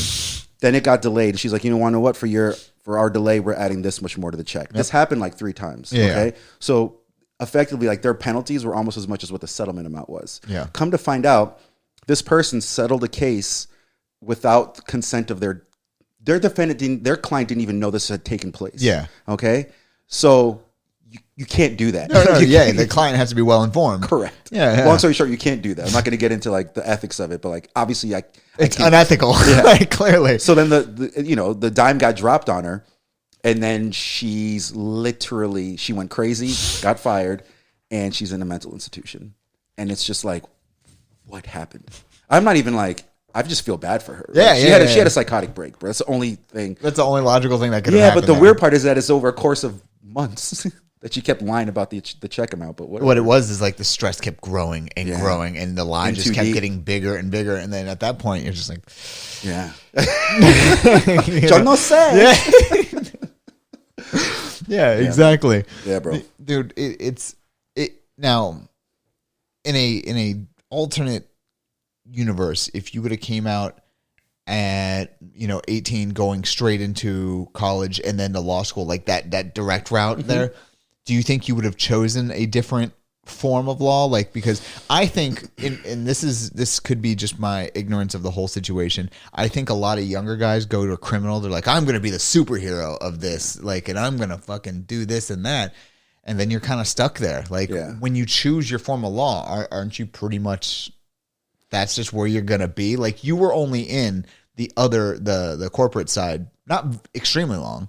And then like a year and a half. Yeah, and then you made the transition. You're like, fuck this, I like this better. Like, when I had an opportunity to switch sides of the table, I took it. Yeah. Yeah. Now, is it a horrible experience, like walking into this law firm that's well established? Because you work for a pretty reputable law firm, and like you're essentially at the bottom. Not at the place I'm at now. Yeah. I got really lucky because where I work, it's a small shop. There's 4 attorneys, right? Yeah. And we're all friends. As a matter of fact, 3 of us, one of them is Mike, that I was telling you about. Oh, you work with Mike now? Yeah. Mike's our like litigation supervisor, like our manager. He runs our lit department. Oh, that's it's me, funny. Mike, our buddy Jason, who we all went to UCF with. Yep. Like I remember Jason being in my house playing poker in 2003, watching Chris Moneymaker. Now we're all making, you know what I mean? Like we just came up together. And then our other attorney there, he's old friends with Mike. Yeah. So like it's like a boys club over there, and we all get our work done, obviously. Yeah, of course. We work our cases, but we're not like the thumb is not pressed on us. We keep it pretty lax. So you basically lucked out on that. Oh yeah. When people ask me what's it like being a plaintiff's attorney, I'm like, don't go off my story. Yeah. Because I'm in a very niche kind of situation. I get to work with my friends. I'm not, beholden to certain hours. Just get your work done. If I say the same thing when people ask me, about the weight loss and the surgery thing. I was like, don't go off my story. Right. I was like, everything has gone perfect for me. Can we talk about this for a second? Yeah. Can we pivot from my boring law life to me pulling up here and just like seeing the transformation? Because I could see it on Facebook all day long. Yeah, it's different. What I want people to know, if nothing else comes across in this podcast, because essentially you've seen the whole journey before everybody. Dude, I should have brought the picture. Not that I would have gone a whole lot of on a fucking podcast, but there's a picture of us in Miss Sanderson's kindergarten class, right? I actually want to see that picture because fuck that bitch. Like I still have anger, like really like deep seated anger for her. But like, did I ever tell you what she did? No, dude. So when we were in elementary school, Miss Anderson, by the way, she wasn't like my fourth. She was my kindergarten teacher, and I still have resentment. She was Jamaican. She taught my mother in Jamaica. That's how old she was. That's Jesus crazy. Fucking Christ. Yeah, she taught my mom in Jamaica. She like to me, she wasn't a very good teacher to my memory. And she basically went to my parents. She's like, I think he should be in special ed. And like, my mom was like, what the fuck? And like, I go to my mom, I was like, she's just a bad teacher. Like, and that's always been my problem. If I don't engage with the subject matter, I disconnect completely. Yeah. And like, if she would have been my 12th grade teacher, I'd have been like, maybe you're just a bad teacher. How about that one? She said that to your parents? Yeah. Like, she's just like, he's just not like attaching to any of this. And I was just like, no, I am. I've learned everything you've taught me. Yeah. I just don't need to show you. Yeah. You know? And she's the worst. But you had that kind of defiance in kindergarten? Oh, yeah. I mean, I was caught cursing in 3rd grade. Yeah. That was such a goody. But anyway, but yeah, bro, like, I remember it was the black kid and the fat kid, and we were best friends. I just remember you and your belly with your mop hair, and me with my big ass Coke bottle glasses, just standing there, and like, you know, we've been friends like all through. I don't know that I've gone 3 months, 6 months without speaking to you. No. I mean, maybe when you were in law at the end of law school, where you like really had to buckle down. Yeah. But like, we've really always been like, I know where you're at. I know I can call you. Yeah. We've never lived that far from each other. And so when I saw you beginning this transformation, I just wanted to see how far down the rabbit hole, so to speak, that you'd go, or like what this really was. Because I mean, I knew you when you were at your biggest. Yeah. Well, and you see it on TV all the time. People that start to lose weight and then they go through the surgery and then fucking they're way worse. Yeah. So I was just like, I was going to be your supporter from afar, because it's kind of one of those things where it's totally you and your journey. Yeah. You don't want to invest a lot of mental currency into somebody and then they fail and then you feel like you didn't do enough. Right. Like, I've seen it a million times. Yeah, exactly. So it's like, here if you need me, but I'm proud of what you're doing, but it's just crazy seeing how far you've come. And I mean, look, like you weigh less than me now by 12 pounds. Yeah, that's crazy, bro. Yeah, that is crazy. What I mean? And I'm super, super fucking proud of you, right? And like, so before, and you kept your hairline, so fuck you very much. Look at this. That's silver not going fox. anywhere. That's not going anywhere, I know. son. Like, poor Perry out there looks like me, and somehow you have this beautiful head of hair. With that, I don't know if you should be proud of that because he's 85. But until like 4 months ago, I didn't even have that much interest in terms of putting on muscle or anything like that. Yeah. And then like in the past 3 months, I was just like, oh no, I'm going deep on this. Yeah. And like the pictures I've been posting, you see like definition, like crazy, like my legs are fucking crazy to find now. And it's been a crazy journey. And when I posted that thing the day I failed that test, it was partly because it's partly my fault, because when all this stuff started blowing up on social media, like all my shit, I was just like, oh, I'm kind of beholden to people now. Yeah. Oh yeah. You're accountable, motherfucker. Yeah. And it's so when I failed that, I almost felt like I failed everybody else, not just myself. And that's why I was just like all mopey and shit. Yeah. Like, guys, so I'm sorry, dude. I was about to come to you with some bullshit just to like snap. But I was literally sitting, like when I wrote that, I was sitting in the parking lot.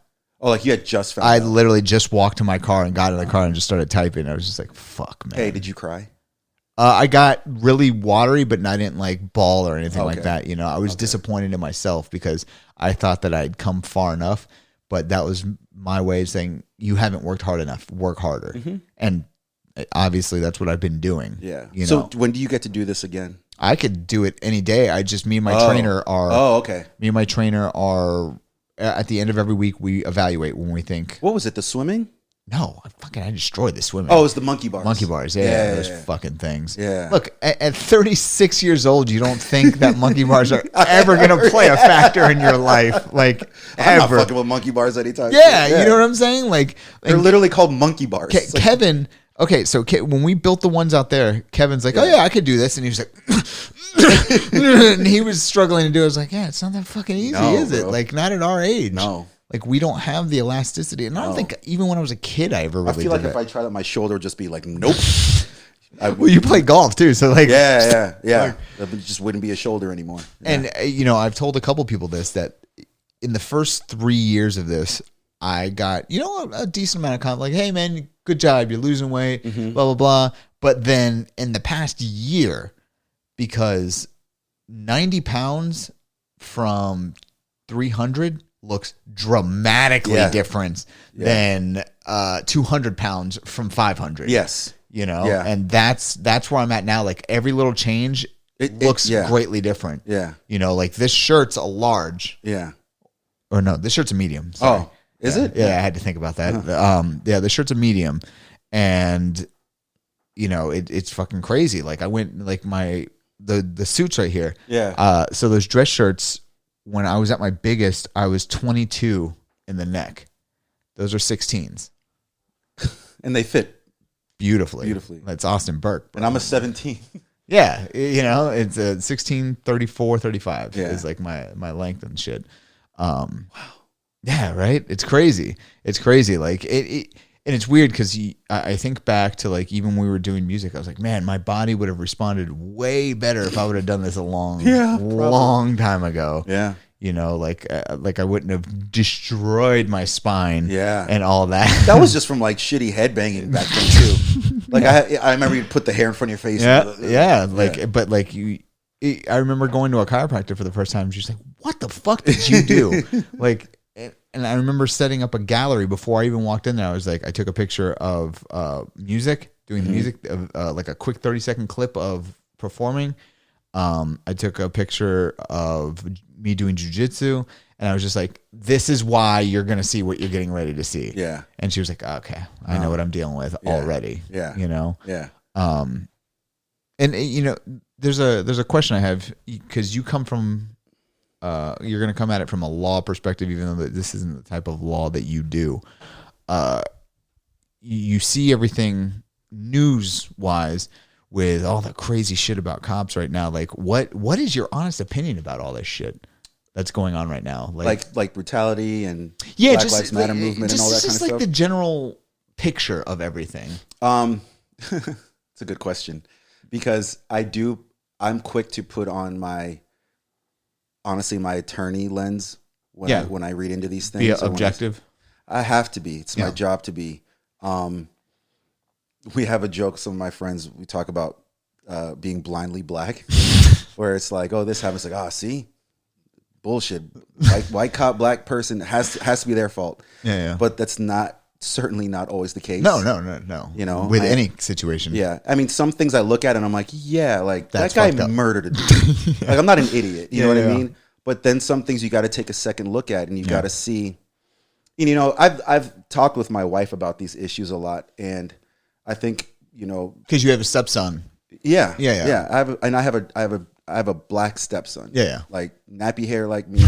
You know what I'm saying? And I have a black younger brother who's about to go off to college. Yeah, I forgot about it. I was forgetting about your brother and sister. Yeah, they're about to go off to college. Yeah. Right? So we've had those talks. Like, listen, I know that, like, it was a similar talks that I have, where it's like, I know that, where we grew up, it was predominantly white. Mm-hmm.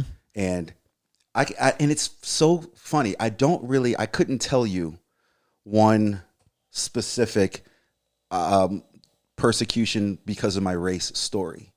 I feel like the friends I kept, I think in South Florida things are a little skewed because we're such a melting pot down here. Yeah. Like, even like I had a kinship with the Jews, with the Cubans. If this sounds the whites, horrible, like we all just got along. This sounds really bad, but even the most racist dickhead you could find in South Florida is nicer than like the least racist person in other places. Yeah, like it wasn't like I didn't feel, and I don't know if it was just my own naivete or whatever, but like I was chilling with you, with Kevin. Mm-hmm. We would play. I was in a rock band at 16. We were a fucking multicultural club in our goddamn band. Avi was there, like a Puerto Rican, a Trinidadian, you technically Jamaican. Yeah, Kevin's Irish. Like Kevin and I were the minority. Yeah.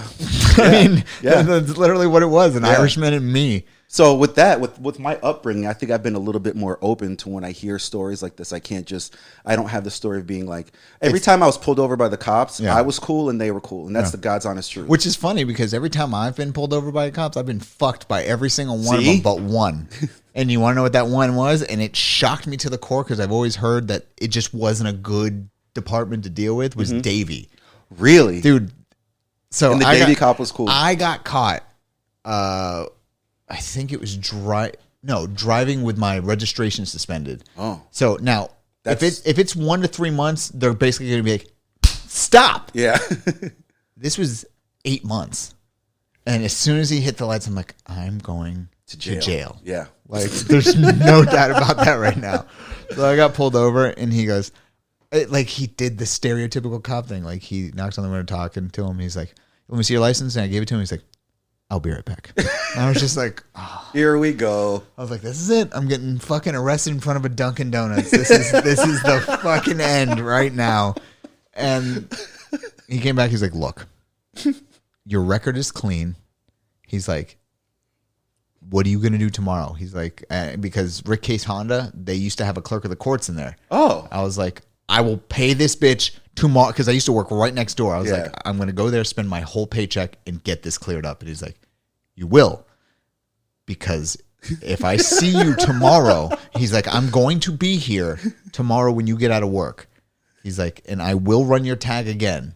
If it is suspended tomorrow, you're going to jail. Wow. And I was just like, yes, sir. And he gave me a jet, and I was like 10-2 the whole way home, like just like wild eyed, and just like, please no other cops pull me over, please no other cops. Because when you have that, you're just. And he was a black cop named Tyrone Williams. Racial equality. He was a redhead.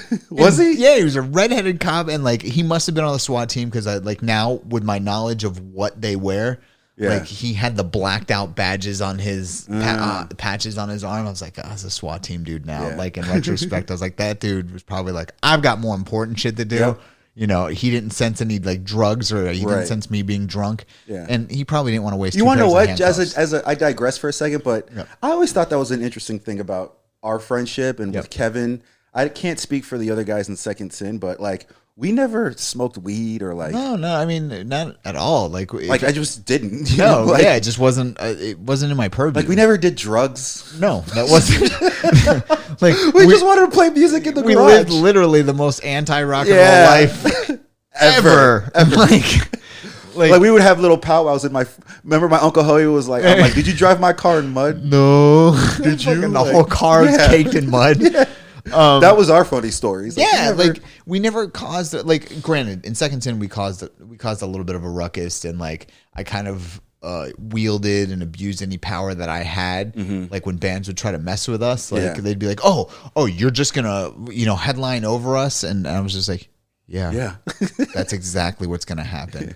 Like we opened for a band called Wednesday 13, which was the drummer from Slipknot's band. Oh. We outdrew them. Yeah. But they would not allow us back there in the backstage area at the Culture Room. I was like, you know what? It's a pecking order thing. Mm-hmm. I was like, I get it. I know my place here. Yeah. But I did that to other bands. Like bands were like, fuck you. You guys are pieces of shit. I was like, okay. And then I'd go to the owner of the Culture Room. And then they would just never play there again. Yeah. Yeah. It's just like, I don't wield this very often, but when I do, I'm going to destroy your life. And it's like I'm surprised nobody's ever done like a reality show on like the local music scene of somewhere. And it's really funny. That would be a cool thing to watch. Yeah, it would have to be a real, legit local scene. Yeah, like somewhere like Chicago or Austin. Yeah. Like a real music city where like that thing is like a thing, Like good bands who, maybe have some are gaining momentum and are still honing their local scene. So the shows are typically sold out, and they're jumping on little tours here and there, and what that lifestyle is like. Because what I think we lose sight of is that whatever you're doing, you just become accustomed to it, right? Oh yeah, absolutely. So like there was like we were just out playing shows every weekend, and like for us that was normal life. Like if I was dating a girl, I'd be like, well, I'm gonna go ahead and play the Pompano Indoor Skate Park. You can come if you want. Yeah, like, that's what's happening this weekend. You're such a this is what I'm doing. You've known that since like practice. day one. Yeah, like we weren't on like the fucking swim team or didn't like. In fact, at our high school, like if you were on the football team, you got your ass beat. Yeah, this team was so trash. But now it's like an elite team. Yeah, that's like sending guys to the NFL. What? Yes. Oh, okay. Yeah, it's crazy. Like, our whole time. Yeah, like Friday Night Lights. They won, like, I never went to 3 one games. Football game, bro. No, because they were trash. Yeah, like that's what people do in high school. They go to you remember when games. I first came to Flanagan, being a bigger guy, like the coach was on my ass. He was just like, "Hey, dude, come play." I was like, "Yeah, like no, I'd rather I could play the band and be safer." Yeah. You know, like I'm not trying to be you guys. Fuck that. Yeah. Yeah. And so going back to the being objective thing, and partly kind of integrating the other part, I was talking to somebody about this the other day. I don't think like the minimum age to be a cop in the state of Florida is 19. Oh, that's way too fucking young. Absolutely, it is. That's way too fucking. That's terrifying considering my brother's 18 and he's a retard. I love you, Cameron. I think that I personally believe the minimum age should be 25. I don't disagree with that. Maybe because 23, but yeah. No, because 25, I think you have just enough life experience. Like you fucked up 21 to 23-ish. Like you drank, you did stupid things. And then 25, you're just going to be like, all right. Yeah. This is what life is now. You are completely an adult. You're off your parents' insurance, all that. Yeah. Like you have to be an adult at that point. Yeah. Like, And because one of the things that I'm learning that a lot of these departments value is life experience. And at 19, you have no life experience. No. You have high school. You got picked on. Now you're now here's your gun. Yeah. Here's your gun and here's your power. I'm sure your ego won't get out of hand at all. Yeah. You know, it'll be fine. And every time one of these shootings happen, like even though I'm not a cop yet, like everybody comes to me and is like, hey, what do you think about this? What do you think about that? And I say the same thing. I go, let's wait until we get all the information. Yep. Because I'm not going to react emotionally. There's that Burr clip during the Me Too movement when he's on Conan. Yeah. And he's like, you see how the crowd reacts at the mere suggestion of evidence? Exactly. And that's what it was. Because, like, I mean, even the last one, Ma'Khia Bryant, is that how you say her name? That was the one, that was a big one. Listen, man. Like, she was about to knife. When I first watched it, like, in fast mode, I was just like, that dude just shot that chick. Yeah. Same reaction. I was like, whoa. and it happens so fast. Like he pulls up and she's like, well, and it's like, gun. Like, you know, but then you watch it again. And then I watched a cop break it down and he slowed it down to like 0.25 and like how fast his brain had to process everything. Yeah. This one girl gets thrown on the ground. Dad kicks that girl in the head. Yeah. Ma'Khia takes a swipe at that girl with the knife and then goes after other girl. And he's just like, she's okay, not dead. Okay, what's over here? Oh my God, she's getting stabbed. Bang, bang, bang. And I was just like, holy fuck. Like, if I would have just saw that in fast mode and I was on that jury, I would have been like, guilty, 100%. Yeah. Fucking go to jail, dude. Sorry. Yeah, yeah, absolutely. You know? And then you know, so for me, I think my opinion on that one is the shooting in and of itself was justified because a lot of cops say the same thing. They say the same life of others. A good law enforcement is most of the time not pretty. No. Like, you know, if you've got a 60-year-old lady that's a dementia patient, and she doesn't know where she is, and she's like pulling away and scared, and the cop doesn't know why this person's pulling away. All they know is they're pulling away, and you throw a 60-year-old to the ground, you were right, but it looks terrible. Right. It looks so bad. Yeah. You know?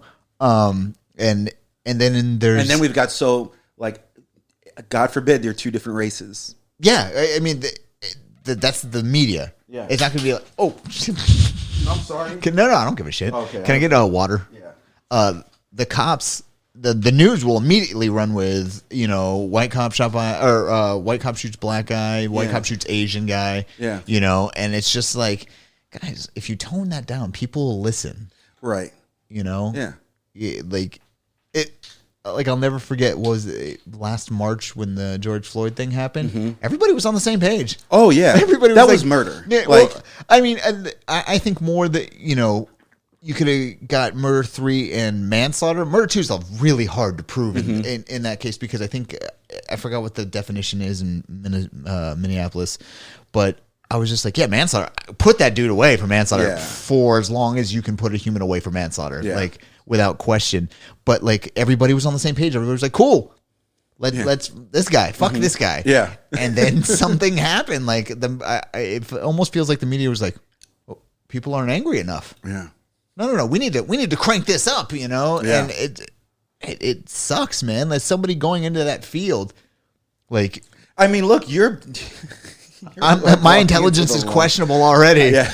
I remember I was playing golf with a cop and like this was one of these dudes who like, I mean, he just like bleeded blue. Like nicest dude. Yeah. Let me be clear.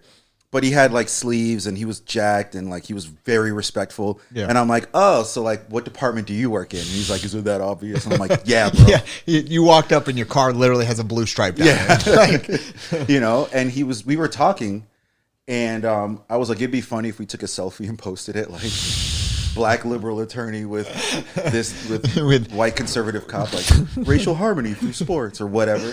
But nowadays that might get you fucking screwed. Right. Yeah, but it's just like we just had a conversation, and he didn't disagree that it was an unpopular time to be. Oh yeah, in law enforcement. So many he's retirements. Like, all I ever want to do is just do my job. Do your job and fucking go home at the end of the day. Yeah, he's like, I'm not. He's like, I feel weird. I remember he was like, I'm not like a racist. Like I just wanted to be a cop. I'm like, yeah, no, I get it, man. Because if you were, I'd be able to tell because we got paired up and I'm this like black. And you're not like throwing shade at me every 10 seconds. He was thrilled to death to exchange numbers so we can continue to golf together. Then that's awesome. And if that dude pulled me over, I don't know if it's just me being naive or just me seeing the good in people. Like my wife says, like you just have such a doughy-eyed way of looking at the world. But I'm like, if I do what I'm supposed to do, he's gonna do what he's supposed to do. Well, also you're a lawyer and you know that physically trying to fight a cop is probably the dumbest thing you can do. Fight him in court. Yeah. That's where you could beat their ass. Yeah. Yeah, exactly. That was the other thing. Thank you for like, I'm like, especially if you're videotaping, I'm like, good. Yeah. Use that for evidence another day. It's not worth your life in this moment. No, it's not. Even when you know you're being wronged. Look, that's the frustrating thing. I know cops that say even when they get pulled over, they're like, yeah, it freaks me out too. Yeah. Sirens, lights. It sucks. I'm just driving. Oh shit! Like I know I have a gun on me. Yeah, like, right. Yeah, I don't even care. I'm like, fuck that. You know? Oh, you want some free lawyer advice? Yeah. This is for everybody listening. If you ever are driving drunk, right, and whatever you're leaving a party, we all do it, or maybe not, whatever. But if you're ever driving drunk, PSA: don't drive drunk. Yeah, don't. But if you just happen to be in a position, but also if you want to leave the party and you're wasted, what else are you supposed to do? Anyway, if you see if you ever see a checkpoint, turn the fuck around. That's not probable cause. So you can just turn around and be like, nope. Like, if they pull you over, you can. Yeah, they usually have what's called the chase car. The guy that just sits like about a half mile down, and they're like, red Civic turning around. Yeah, like, that's I got that shit. That's nothing. You could just be like, I don't feel like waiting in that line. Yeah, so you can beat that. Also, if you are driving drunk and you get into like an accident or something and no cops are around, but and your car is like totaled or whatever, just run away. Just leave it for another day. Because if they pull up to your house, let's say tomorrow, and they're like, hey, Kris, what the fuck? And you'd be like, oh, really, man? I had no idea, dude. I was asleep. I've been sleeping all night. Oh, no, you can tell them it was my car. Oh, I just freaked out and ran. I just left it. It's not illegal to do that. And by the time they blow, you won't be over anymore. Yeah, that's true. So deal with it the next day. Or even at that point, you could literally be like, I just got home. I was so shaken up. I just started fucking pounding them, man. Yeah. Yeah. There's no evidence tying you to being drunk when it happens. But I think people misunderstand. And the last bit of advice, real quick, is honestly, I don't even know if I should be saying this, but whatever. If you do go to trial in a DUI case, unless the evidence is really solid, you have a good chance of winning because juries don't like to prosecute DUI. What's the word, bro? I'm a lawyer. I can't even think right now. Like being pulled over, like DUI, getting a DUI. Yeah, because it's an everyman crime. So and if you didn't, especially if you didn't harm another. Yeah, if it was an accident, if you just got wasted and were swerving, you got pulled over. Yeah, they're like, man, I did that shit on Wednesday leaving the bar. You know what I mean? So they don't really want to. So the odds are in your favor. Yeah, if you end up going to trial. Yeah. They'll. I mean, it has to be very egregious before a jury would be like, throw the book at him. Yeah, you know, because you'd have to like kill somebody or something like that. Yeah, because like it's like I said, it's an everyman crime. So that 9 times out of 10, somebody on the jury is like, I've done that before, and all it takes is one to change everything on that. It's funny. I never even thought about that before. Yeah. Now, I mean, if you hit somebody or if like yeah, fucking you shoot somebody, that's different. Yeah, that's completely different. Hey, you're not allowed to have a gun when you're drunk at all. Right? Yeah. You know, like I think even if you have. No, I just meant murder in general. Oh yeah. Like, I was gonna say you said shoot somebody. My brain, like a lot of people don't know that. I think a lot of people are misinformed about what their rights are. Yeah. Like when they get pulled over, like if a cop's just like, hey man, I need you to get out of the car. I don't have to. That's my right. It's like, ooh, don't fight that case law. Like that's Pennsylvania versus Mims. Like you have to get out, just like you have to stay in when they say stay in your fucking car. So, God, we're like deep diving on the Fourth Amendment right now. Well, I think it's important, like because you see a lot of people like, I know my rights, and then you're like, yeah, but you don't. Yeah. You don't. Yeah. Like, every time, that's what the thing that's always baffled me is when people get pulled over, like, I don't have to get out of my car when you ask me to. It's just like, if I'm the Pennsylvania versus Mims, look it up. You have a phone right now. Like, it's not that state court is saying that you had to get out of your car.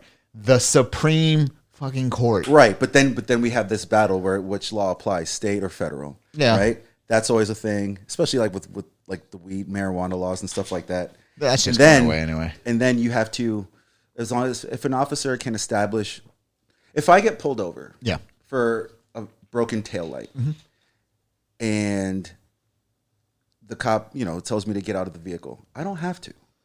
If he smells marijuana or can smell alcohol in my breath, even maybe bloodshot eyes, now he might have reasonable suspicion of a DUI. So then I kind of do. But on its face, if you're walking down the street, I think you know this though. If you're walking down the street and a cop's like, "Hey, can I see your license?" You don't have to. Yeah, you don't have to. You don't have to talk to him. You don't have to. You don't have to do anything. You did nothing wrong. Yes. That I completely agree with. Like people shouldn't be fucked with. And on the other side, I don't think there needs to be those assholes out there fucking with, like purposely baiting. Like the guys, they're like, I've seen a lot of videos of these guys they call themselves Second Amendment auditors. Yeah. I'm like, I'm sorry, dude. Like I love guns. I have guns. Yeah. But I'm not going to walk down the street with an AR and be like, well, you can't tell me what the fuck to do. It's just like, that's a cool story. Yeah. It's just like, that will tell at your eulogy. Yeah, exactly. It's just like, well, why are you harassing me? It's like, probably businesses saw a guy walking down the street with a rifle and called the cops. Yeah. And guys just don't understand. Like, people are aggressively stupid. It's scary out there, man. They evil. Are aggressively stupid and evil. Yes, and again, the lockdowns haven't really helped anybody. Like you had people that were already a little on the crazy side, and now you've just kept them in their house for a year. Yeah, and now they come out and like Florida man. Like I remember when this all started, the lockdowns, I was just like, you're gonna lock Florida man down for a year, bro, and just expect the best to come out of it at the end. I was like, he was crazy when he was allowed to go out often. Yeah, he's got a year of like built up plans. He's gonna fuck shit up. Yeah, like, but. And I hate this is the craziest thing. Florida has not been that fucking crazy. No, I feel like we've dealt with this shit so what are we in May? Yeah, I think the opposite has always happened in Florida. So when the rest of the country's calm, we're wilding out. Yeah. But when the rest of the country's like, let's fucking go crazy, we're like, hey guys, there's no reason to go. It's all right. Yeah, you don't need to go that crazy. Yeah, like, it's been pretty. Like even all the protests last year. Was there one in Tampa and one in Miami? And that was it to here. Yeah. We were just like, we don't need to do that. That's a Friday night for us here. Yeah. Like what are we doing? Plus it's hot outside. Yeah, exactly. It's really hard to protest when it's I feel like after 30, degrees. I'm surprised I do anything ever. Yes. You know what I mean? Oh my God. Oh, I respect people so much for attaching themselves to a cause and going out. You go for it, guys. Yeah. I'm not. I'm going to go ahead and play this PlayStation and chill in my air-conditioned house. Like yes. Yeah. Oh my gosh. And you're right. People are aggressively stupid. Yeah. Aggressively stupid. Yes. Like there's a video online of somebody so on the back of the main police station at Pembroke Pines, there's a gate where all the cops leave before they go out on the road. Mm-hmm. You know, they go rant, rant, and they leave. Yeah. So these guys are literally just sitting at the back of that gate, just filming the police station. I'm just like, dude, you're like, I get what you're trying to say, but you're like, here's the beehive. You're just poking it. Yeah. Dude. You're really just Like, annoying why? these guys Yeah. that some of them have dogs. Right. All of them have guns. Like, all of them. They've all been trained to deal with idiots like you. And now you're just where they're all at. Yeah. Like, why? Yeah. And they're just like, what? You have the right to film, but what are you filming the police station for? Like, you're like, well, because I can. Okay, so in a week, when you come back here and shoot up the police station, are we supposed to go, we could have stopped him a week ago, but his right to film, you know, there's just certain things that, like, if I stood outside our old high school with a camera and just fucking shot, somebody would say something, I hope. That's suspicious behavior. It's fucking weird. It's weird that you would do that. Yes, and I think people that don't understand that just because it's legal doesn't mean it's normal. Right. And like, I'm not saying that everybody has to be normal and like obey by my thoughts of normal, but we can all agree what's weird. Yeah. Yeah. And one of the reasons I like the law, the law can be convoluted. Yeah, right? absolutely. Especially criminal law. Yeah. But at its base level, it's based around common sense. That's it. Don't kill anybody. Don't steal nothing. You know? Like when we have certain laws in place, even like city ordinances and shit like that. Like, don't speed. It's based on the public good and common fucking sense. Yes, it's based on trying to just keep things level. Yeah. You know, they're not trying to keep anybody like held down, and it's just keep it level. Don't speed. Don't go through a school zone at 50. Don't be a dick. Yeah, just don't be a dick. Like that's, if you could sum all the laws up in one thing, it would be that. It would just be like, don't be a dick. Get your shit together and don't be a dick. Yeah. You know, like if somebody goes to a Publix and there's broken, pickle juice all over the floor, get your shit together. Clean that up. Clean it the fuck up. It's dangerous. And then somebody's going to slip on it. Oh, well, now you got a lawsuit. Exactly. Enjoy that for the rest of your fucking life. Exactly. That happens. Yeah. And it's funny because I learned a little bit about there's literally a window of time. Like if the pickle jar just falls in, the guy just happens to come around the corner, slip on his, they didn't have time to What you're talking clean. about is the bane of my existence, which is the technicality. No, it's called actual or constructive notice, which is what the plaintiff has to prove. Yeah. So you're right. If it happens and a child knocks off a fucking jar of pickles, and then an old man comes around the corner, slip, pow. Right. And it's always a question of fact. Was it enough time or wasn't it? Yeah, does that happen depends. often? Was it on camera and somebody saw it and they chose not to do anything about it? A lot of facts come into play. But I have to prove notice because a lot of times my clients would be like, I was just walking and then I fell. Yeah. I'm like, what'd you slip on? They'd be like, I don't know. And they both can be true, and they could both be 100% true because, for all they know, that's been there for 2 hours. Right. They have no idea. Right. If I can't, but it's my burden to prove it. Yeah. It's not their burden to say it wasn't there that long. It's my burden to prove they did have notice. The way I do that is by taking depositions and talking to employees, and I can prove actual by saying, did you see it? Yeah. Did you tell anybody that you saw it, or was it captured on a camera that somebody should have been looking at? Good. Actual is easy. Yeah. Somebody saw it and was like, you didn't pay me enough to clean that shit up. I love those. Constructive is, hey, you're Publix. How many jars come through here a day? Yeah. How many break? You guys have broken jars before, right? You have a reasonable... Yeah. It's reasonable to think that a jar is going to break at some point soon. So maybe you should have had implementations in place. To check on things like that. Yeah. And when they're like, yeah, no, we didn't do any of that. And we knew that, jars break in that area before. Then I have constructive notice. Yeah. And that helps my case.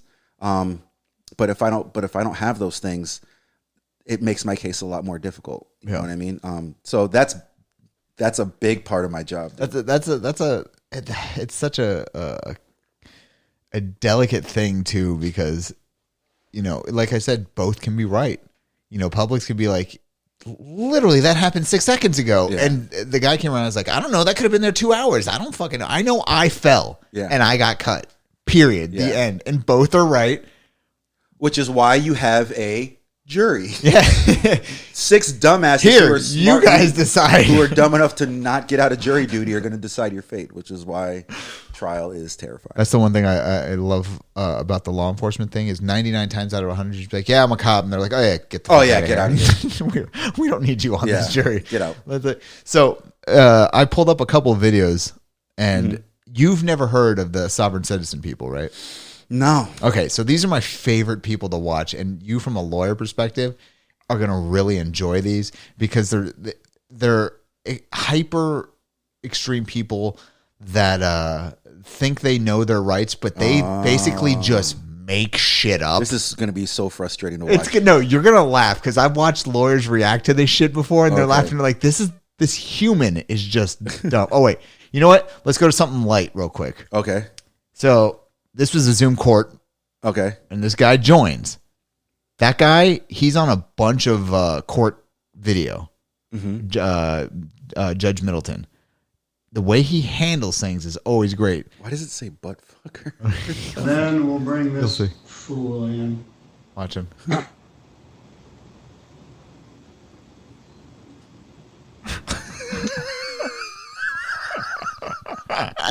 Good morning, sir. What's your name?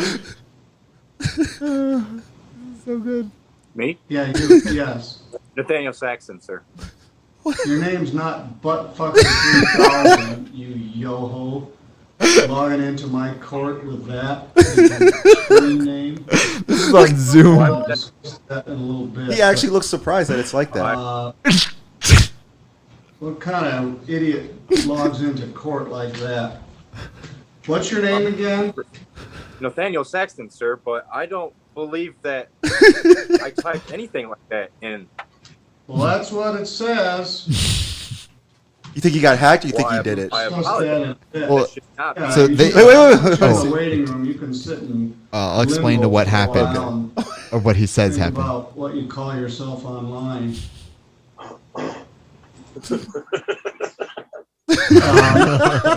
Okay, so allegedly what happened Poor bastard. is that he didn't have Zoom before. He didn't have a Zoom account, and he asked his sister to set up a Zoom account for him. And that's what she set it up at, not knowing he was going to court for this.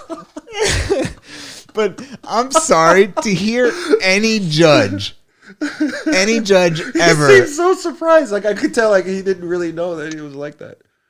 Any judge. Oh, Good morning, sir. What's your name? Nathaniel Saxton, sir. me? Yeah, you. Yes. Nathaniel Saxon, sir. Your name's not Buttfucker 3000. Oh, that's so good. That is the best thing ever. You know what the thing I love about all these Zoom court, like you see how people are like, the judge has the multiple camera angles. Yeah. That guy's just like chilling on yeah. his couch with his fat face. Yeah. You know, this guy's like has his cell phone down here. He tried. Yeah. I mean, it's a good angle. It's just Yeah. him. And like dressed how appropriately. everybody in this is not dying laughing. Yeah, I'm like, what? These all look like dregs of society. How are you not just dying? And you got to think one of those has to be the stenographer. Right? So she had to write that out. You sure your name's not Buttfucker 3000? Okay. You saw the one where the attorney comes in with the cat. Oh, yeah. That shit's hilarious. All right. So these are one of the sovereign citizen people. Oh God, I love it. I'm comfortable with that. How it is? How you doing today? Can I get your name? I'm And Officer Schick with the Addison Police Department. can I get Can your I see badge driver's number? license and proof of insurance, please? Can I get your badge number? It's 210. Can I see your driver's license and proof of insurance, please? Okay. Let me ask you a question. As a man, what right do you have to stop another As man? a man, As a man, what right do you have to stop another man? Let me see your driver's license and proof of insurance, As a please. man, I'm asking you as a man, what right do you have to stop another man? The state of Texas is giving me the right to enforce the law. Enforce You the were law? speeding. You were doing 50 in a 40-mile-an-hour speed zone. I'm speeding. So that's 10. That's like, you know, that's usually where cops pull you over. yeah. around What's the 10 deal miles. with that? You got So- the inside scoop. So when you look at when you get pulled over in South Florida, you get that little green packet, the little clerk of the court thing. Mm-hmm. You'll see on there that usually the speed where they say, you know, 0 to 5, 7 to 10 or whatever, Yeah. it starts at 6 to 10. Okay. So from 0 to 5, they expect like nobody's Yeah. going to go 40. Right. You know, they're giving you leeway. Yeah. In 47, they'd even, but like 50. 10 over is like The all right. only time they give you shit about 1 mile and over is school zones, Yeah. construction zones. Then it's like 0 to 5, 5 to 10. Right. You know, and then the fines get insane. Again, don't be a dick. Just don't be a dick. Yeah, exactly. Just be Okay. within Did reason. you realize in the state of Texas that speeding in and of itself is not illegal? That's Okay, that's the basis. not right anywhere. That's the basis of most of their arguments. They're like, and they always say, I wasn't driving, I was traveling. Wow. 'Cause These are they're- real people? Yeah. So this is all based off of the Articles of Confederation that were nullified when we got the Declaration of Independence and the Bill of Rights. Like that, Yeah. it was just nullified. We Yeah. used the Yeah, Articles of that's our- Confederation to be like, all right, this is our basic framework of shit.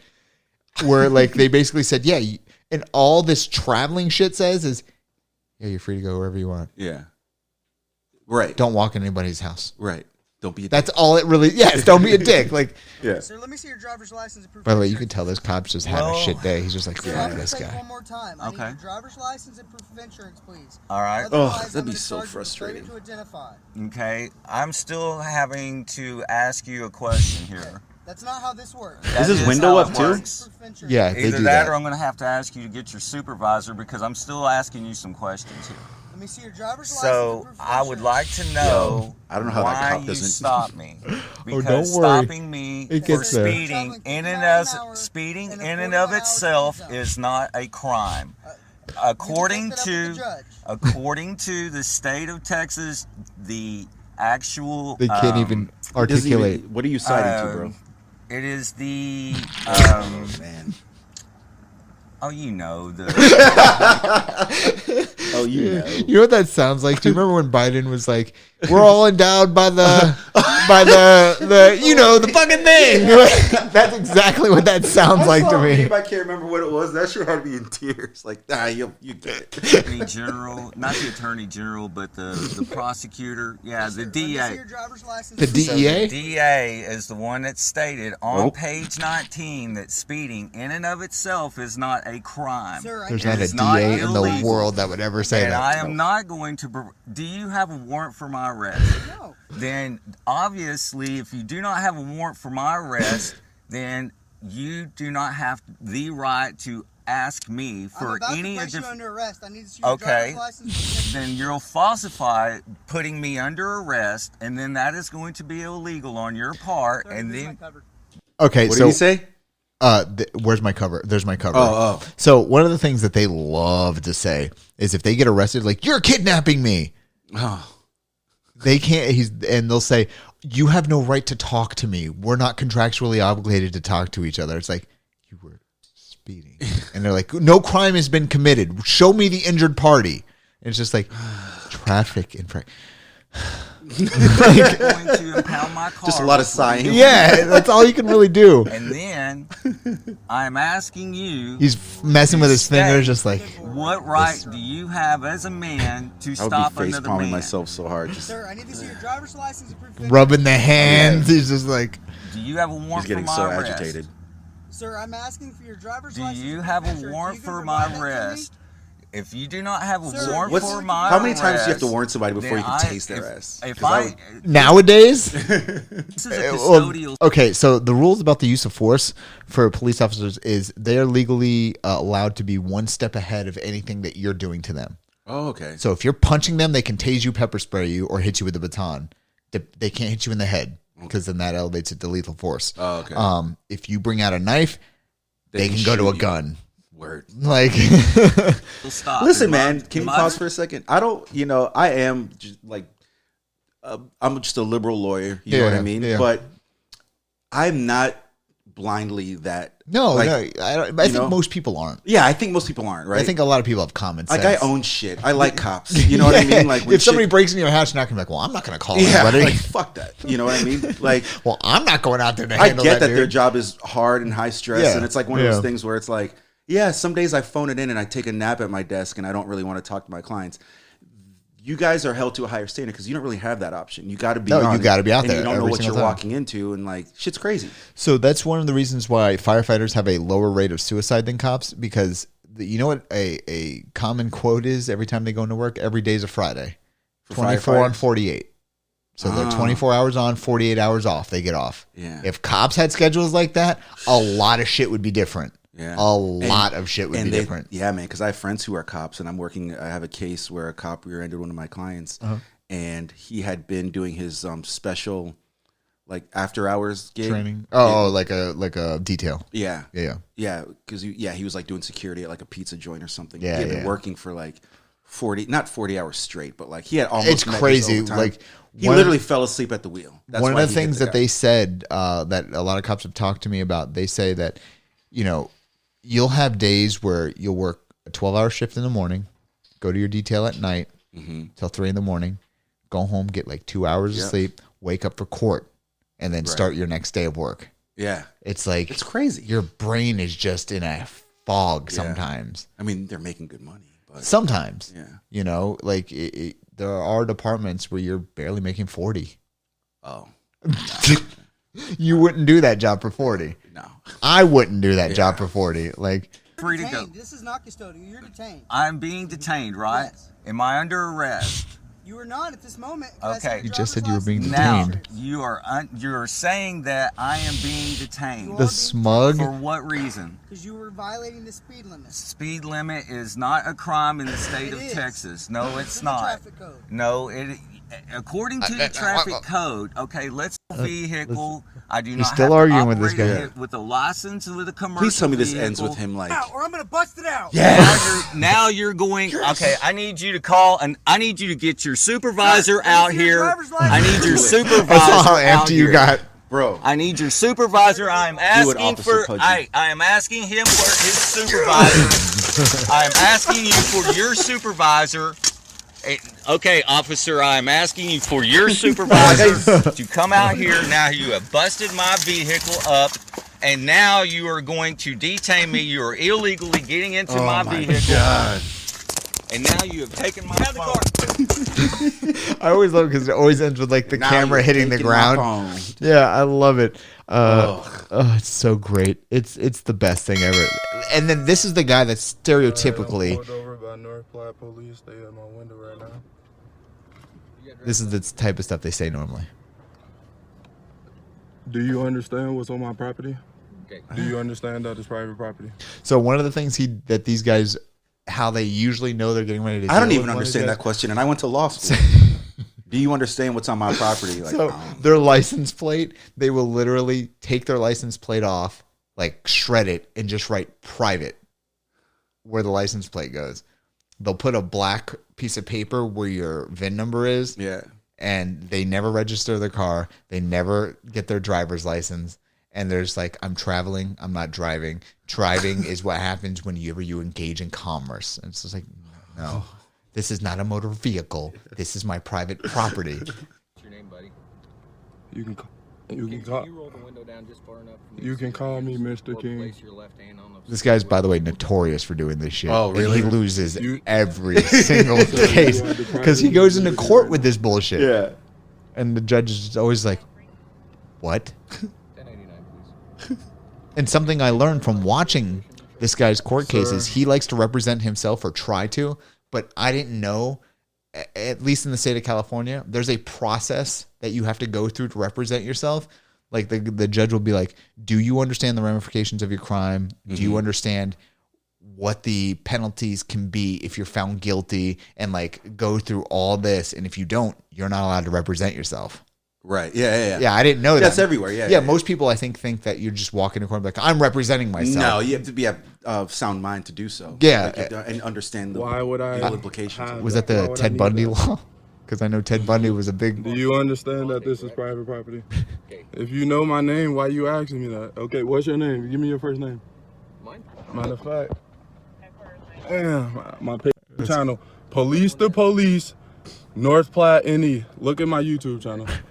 Oh, this is All right, My keep favorite talking. thing, by the way, is My that car is not these registered. guys. So what's wrong with you? It's Admitted- an automobile. It's not a motor vehicle. It's mine. It's private property. It's an automobile, bro. And you are trespassing. It's He's not a trespassing. vehicle. He Toby literally has Smith a is trespassing. no trespassing sign. What's up? Okay. Can I get my notice back? My card right there, my statement. That's my statement that you Profoundly ignoring, that you don't read.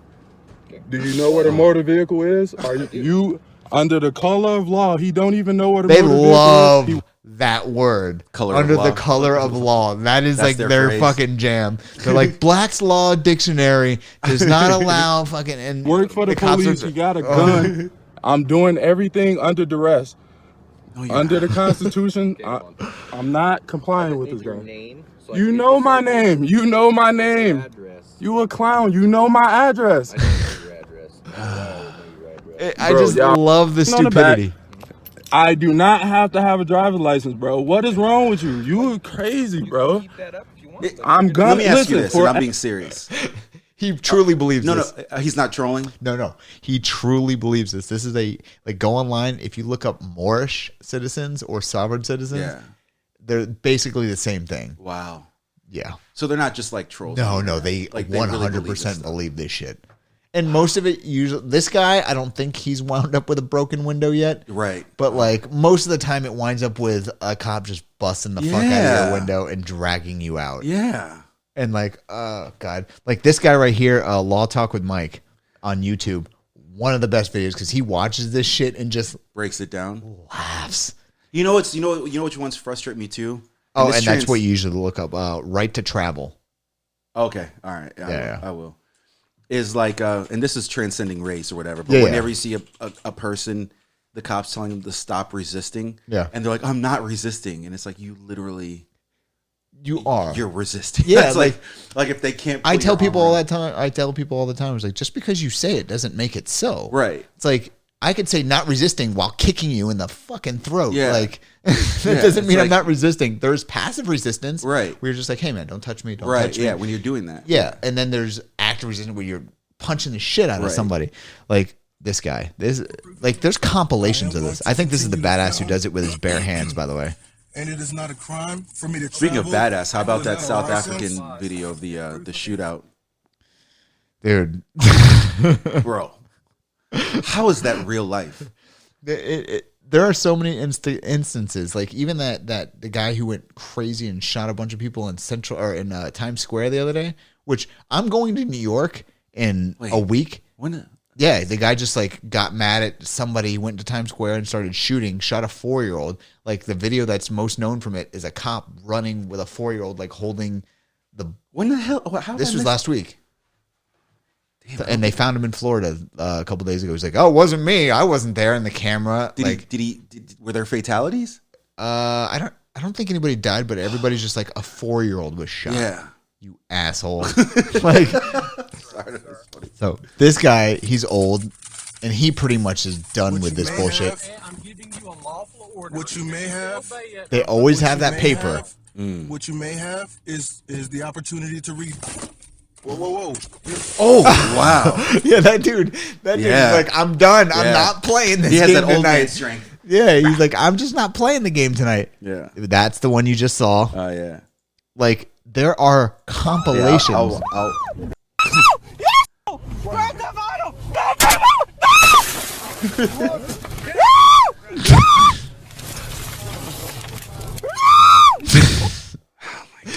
Like, these people exist in the world. Yeah. You know, like, Yeah. like, what does it take to get your brain so turned around and skewed that that's where it goes? I don't know, man. I always wonder that shit. Like, I think it's because we had decent upbringings. Yeah, And, like- like, our parents were like, hey, don't be stupid. Yeah, like don't remember that time? Remember that time we basically cornered your mom and we're like, "Hey, we need cell phones." And we need them right now. And then your mom I can't drove believe us. she actually was about it. Like, and Bro, she did it. She did it. I was like on your cell phone plan. Yeah, like you were on my cell phone plan. They for were a the long time. Samsung phones. Yeah, the blue ones. Yeah. That's still one of my favorite phones I I've love that ever phone. owned. Like, I've always said, if we could go just 1 year where everybody just, the cell phone company said, we're not going to support smartphones for a year. Yeah. People like you and I'd be fine. We'd be fine. I go back to like that. I would, the bricks or the flips. The old razors. It's Yeah, just, bro. There's just, there's something very nice in just going, shut the fuck up, and like hanging up on somebody, except for, God damn, fuck you. Doop. You know? Yeah.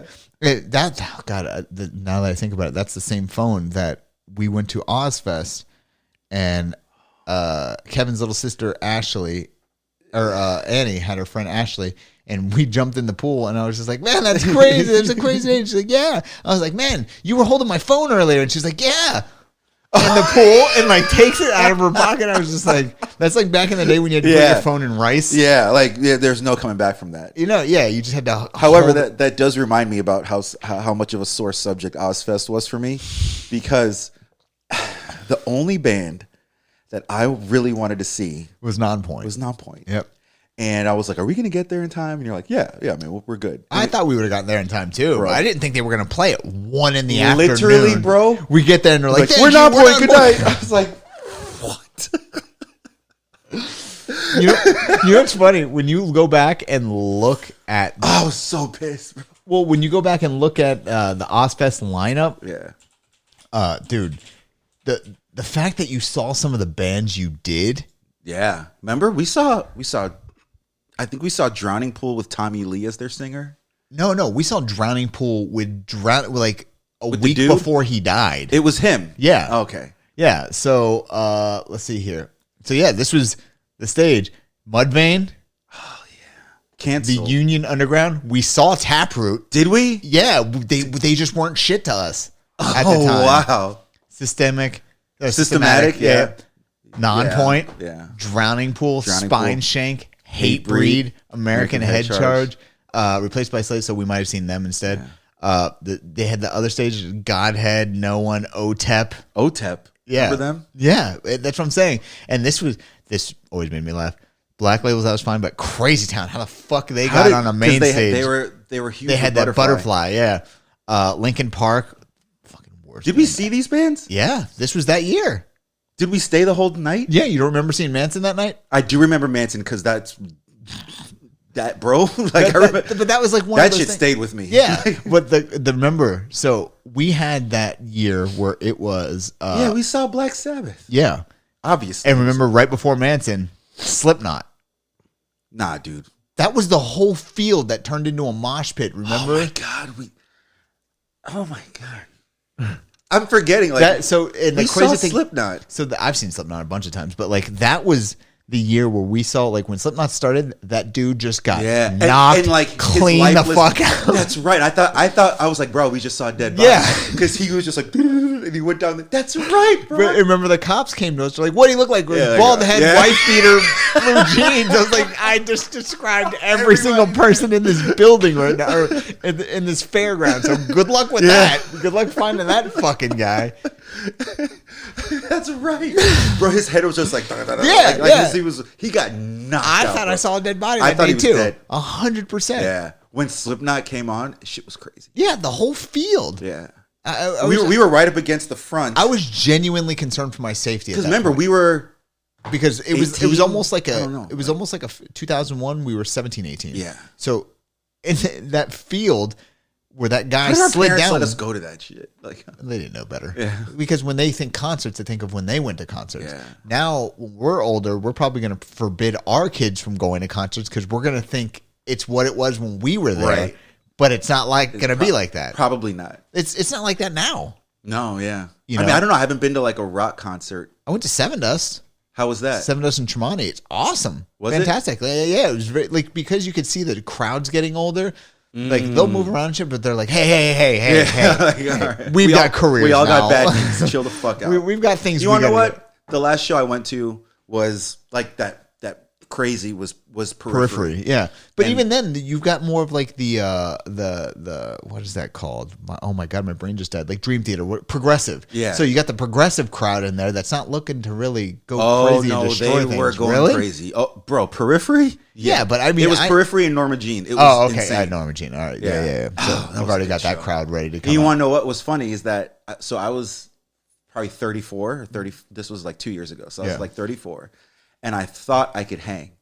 This was at the Culture Room, and I was like, you want to know what? Culture Room's a dangerous place when you get a band like that there. It was tight. I saw and August loud. Burns Red there. Did you? Yeah, I've seen some unbelievable. I've seen Seven Dust there. I've seen Amir there. Did you see? Were you at the Queen show, Queens of the Stone Age? Yeah, we went. We all went together. Yeah, that was us, right? Yeah, we got put in for free. Yeah, we saw Queens there. But yeah, that show I got in the pit.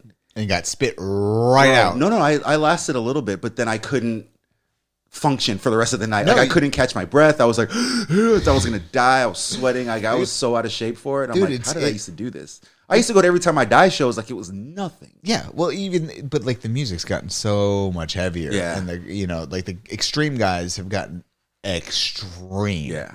Like I'll say that. Like when we were coming up, it was more about pushing. And Yeah. It wasn't about throwing a fist and punching a dude. but in the face. heaviest band I ever knew was Slipknot. And I'm like, it doesn't get any fucking crazier than this. Oh, I mean, I'd been to Slayer shows. Like, I remember Aaron? Yeah. Yeah. I remember he had tickets to go see Pantera. And I remember us having reinventing the Steel show. Maybe it was that tour. Sunrise Musical Theater. Yeah. That was the last and I time we remember played. him and I having a serious conversation, and it ended with, I don't think you should go. And I was like, I don't think I should go. It's like, I don't think they're racist, but maybe somebody in the crowd might maybe want to do stuff. It was either going to go one of two ways. Either somebody was going to do some really horrific racist stuff, or they were going to be like, black guy in the crowd. Yeah. I wasn't willing to take that risk. Yeah, you didn't want to take that. I wouldn't have taken that You know risk what? either. And like, no, I didn't love Pantera at the time. No, but I was like, honestly, that would have been one of those things to be like, I saw fucking Pantera. yeah. Yeah. And if you go back in your brain, there's not many bands you didn't see. Yeah, I know. Like we saw Korn, I've seen Godsmack. I think Stained. I've seen everybody. I've seen Van Halen. See, I've seen I've never Motley Crue. I've seen Megadeth. I've seen Metallica. Yeah. I've seen it all. Yeah. Like you have to really bring it to impress me now. You know who the boat I missed that I really wanted to see? Who? Incubus. They still play. I know, but not like they. Oh, not like in their heyday. Yeah. Yeah. Or and I never saw Deftones either. Just for whatever reason, I heard that and they toured together, if I remember correctly. Yep. Not too long ago. It was like 2017 ish. Yeah. Man, it's a crazy thing because now like all these bands that I loved back in the day because they'd been out of work for a year, are going back on tour this year. Like, there's a real world possibility in July I'm going to see Stained and fucking Korn. You saw that, right? Yeah. I just saw that like today. Like I think go to that. I'll tell you this: if you commit to that show, I'll be right. I can commit to that. Hand in hand. I can commit to that. Just be like, we're old, we're here. Oh yeah, I mean, but everybody else is going to be old. Yeah, I'm going to be in the back with my beer, like enjoying it, like, chilling. Yeah, like being the people we used to see at concerts, being like, fucking loser. I remember seeing Stained. It wasn't Stained. It was Aaron Lewis just playing his guitar. Oh, that's not good. No, it was bad. I didn't realize this was before. Like, I don't want to get into a whole political thing, but whenever we were growing up, like I didn't care about politics. No. I still really don't. No. But I remember I saw him in 2008. He went on a political rant. Oh my God. I remember for a while he got really political. Yeah, and I was just like, I can't do that. He was like, "What do you guys think about this new president?" Everybody's like, "Good." He's like, "Nah, not the change I asked for. It's been a while." I was like, "What is happening?" You're like, that wasn't the change I asked for. Like, what the fuck just happened? The funniest thing is, in here, I have an Aaron Lewis guitar pick somewhere. Do you? Yeah. Like somebody gave me a bunch of guitar picks from concerts they've been to. Yeah. And that just happened to be one of them. It's fucking in there Listen, somewhere. man, that might be worth something. No, it's not. Like, it's really not. That's like, I have a better chance of getting money out of a. That was a crazy good. town. We did see Stained live, right? Yeah, dude, at Zeta Fest or Bonsai. So the best show I've ever still been to was still Mudvayne and Taproot at whatever place that was off of Woolbright. It was Ovation. Ovation. Yeah. I played there once. Yeah. That's a crazy. Is that when what's his name came out with a bear outfit on? Yeah, like the a Mudvayne. fucked up. They just got back together, right? No. Yeah. They What? just got back together like a couple weeks ago. They announced it. Really? Yeah. So Nice. They'll be coming down again. Nice. And I still stick with the best concert I've ever seen was literally the last Metallica show I was at. Really? That was the best sounding, best just like the atmosphere. Yeah. Just felt good. When was that? 2017. Oh, wow. Literally. So I had my surgery in April 14th, and Metallica was like July 7th. So I had literally just hit 100 pounds down. Yeah. And that was my first real outing. And that was really weird, man. Like, I just didn't have my nutrition down quite yet. So, like, standing out in that heat, and I was front row like this. Where was it at? Dolphin Stadium. Oh. Yeah. Sold the fuck out. Yeah. And I was destroyed, man. Like, to the point where I was like, Kevin, dude, we got to get out of here. Yeah. And we got out and we went to, they had this giant platform that was for veterans. Yeah. And security was like, bro, just sit on this platform, chill out. Like, cause everything was spinning. Yeah. You know, it was just You so just like hot. had heat exhaustion. Heat exhaustion. I didn't have enough nutrition. Oh. I couldn't Oh, get 'cause enough you food weren't in eating. at the time. Yeah, I just could not get enough food in at the time. Yeah. But that it was just, and then later I was able to walk around and I got better, and dude, it was just an incredible show. And like, I know you're not their biggest fan, but if you ever get the opportunity to go see them live, it's just a good. I mean, like they're show. basically Americana at this point, so it's like something I want to just knock off. Like if I had a chance to see Elton John, I'd go see exactly. Elton John. I'm at that age where it's like, just to go see these. These are knock it off the list. Yeah, they're not going to be around for much longer. No, yeah, like it's crazy. Like Metallica, to put that into perspective, Metallica wrote the Black Album, like Enter Sandman, at our age. What do you mean? They were in their 30s when they wrote Enter Sandman. No, they weren't. Yes, they were. Yeah, because they were 20, 21, and 83. So wow, 90, 91, 92, the Black Album. Really? Yeah. Think about being that famous right now. You just got that famous now. That's a I'd different be so world. tired all the time. That's crazy. Yes. Like I could not think about touring. Dude, I never thought about that. For 2 years. Yeah. Straight. Yeah. And they've been going hard, bro, for what, 4? Yeah, and now they're doing the point they're like we do 60 shows a year. That's it. That's all we do. And that's still a lot. Yeah, but still, that's just like we want the best show, so we're not going to do 100. Right. 60. Yeah. 50 to 60. That's all we need. What are they in their mid 60s now? Late 50s. Oh, really? Yeah, okay. Late 50s, getting to 60, and it's just weird to see a guys still doing what they're doing at that age. You know, those bands are all dying out. Of course. You know? Yeah. It's fucking crazy, man. It's a crazy thing. Mm-hmm. You know, and honestly, I do want to say thank you, man, for doing this. Oh, dude, my pleasure. Like, and because not for nothing, but we've been trying to just meet up and hang out for a little bit now. You know, this has gotten me to hang out with a bunch of people that I haven't hung out with in a very, very long time. Yeah. And so it's been useful. And, you know, even just the fact that you did what you did, it reinvigorated me. Like, whenever I had the surgery, I was just like, man, I guess that cop thing's over with and done with. Mm-hmm. And then you switched your whole life just before that, going through all that school and shit. I was like, well, fuck, man. If he can go from teaching to a goddamn lawyer, I was like, all I got to do is work out, get my nutrition right, and I can do this. You got it, bro. Yeah. Fucking monkey bars. You got it. I don't know why that just sounded so aggressive. I know. That's fucking crazy.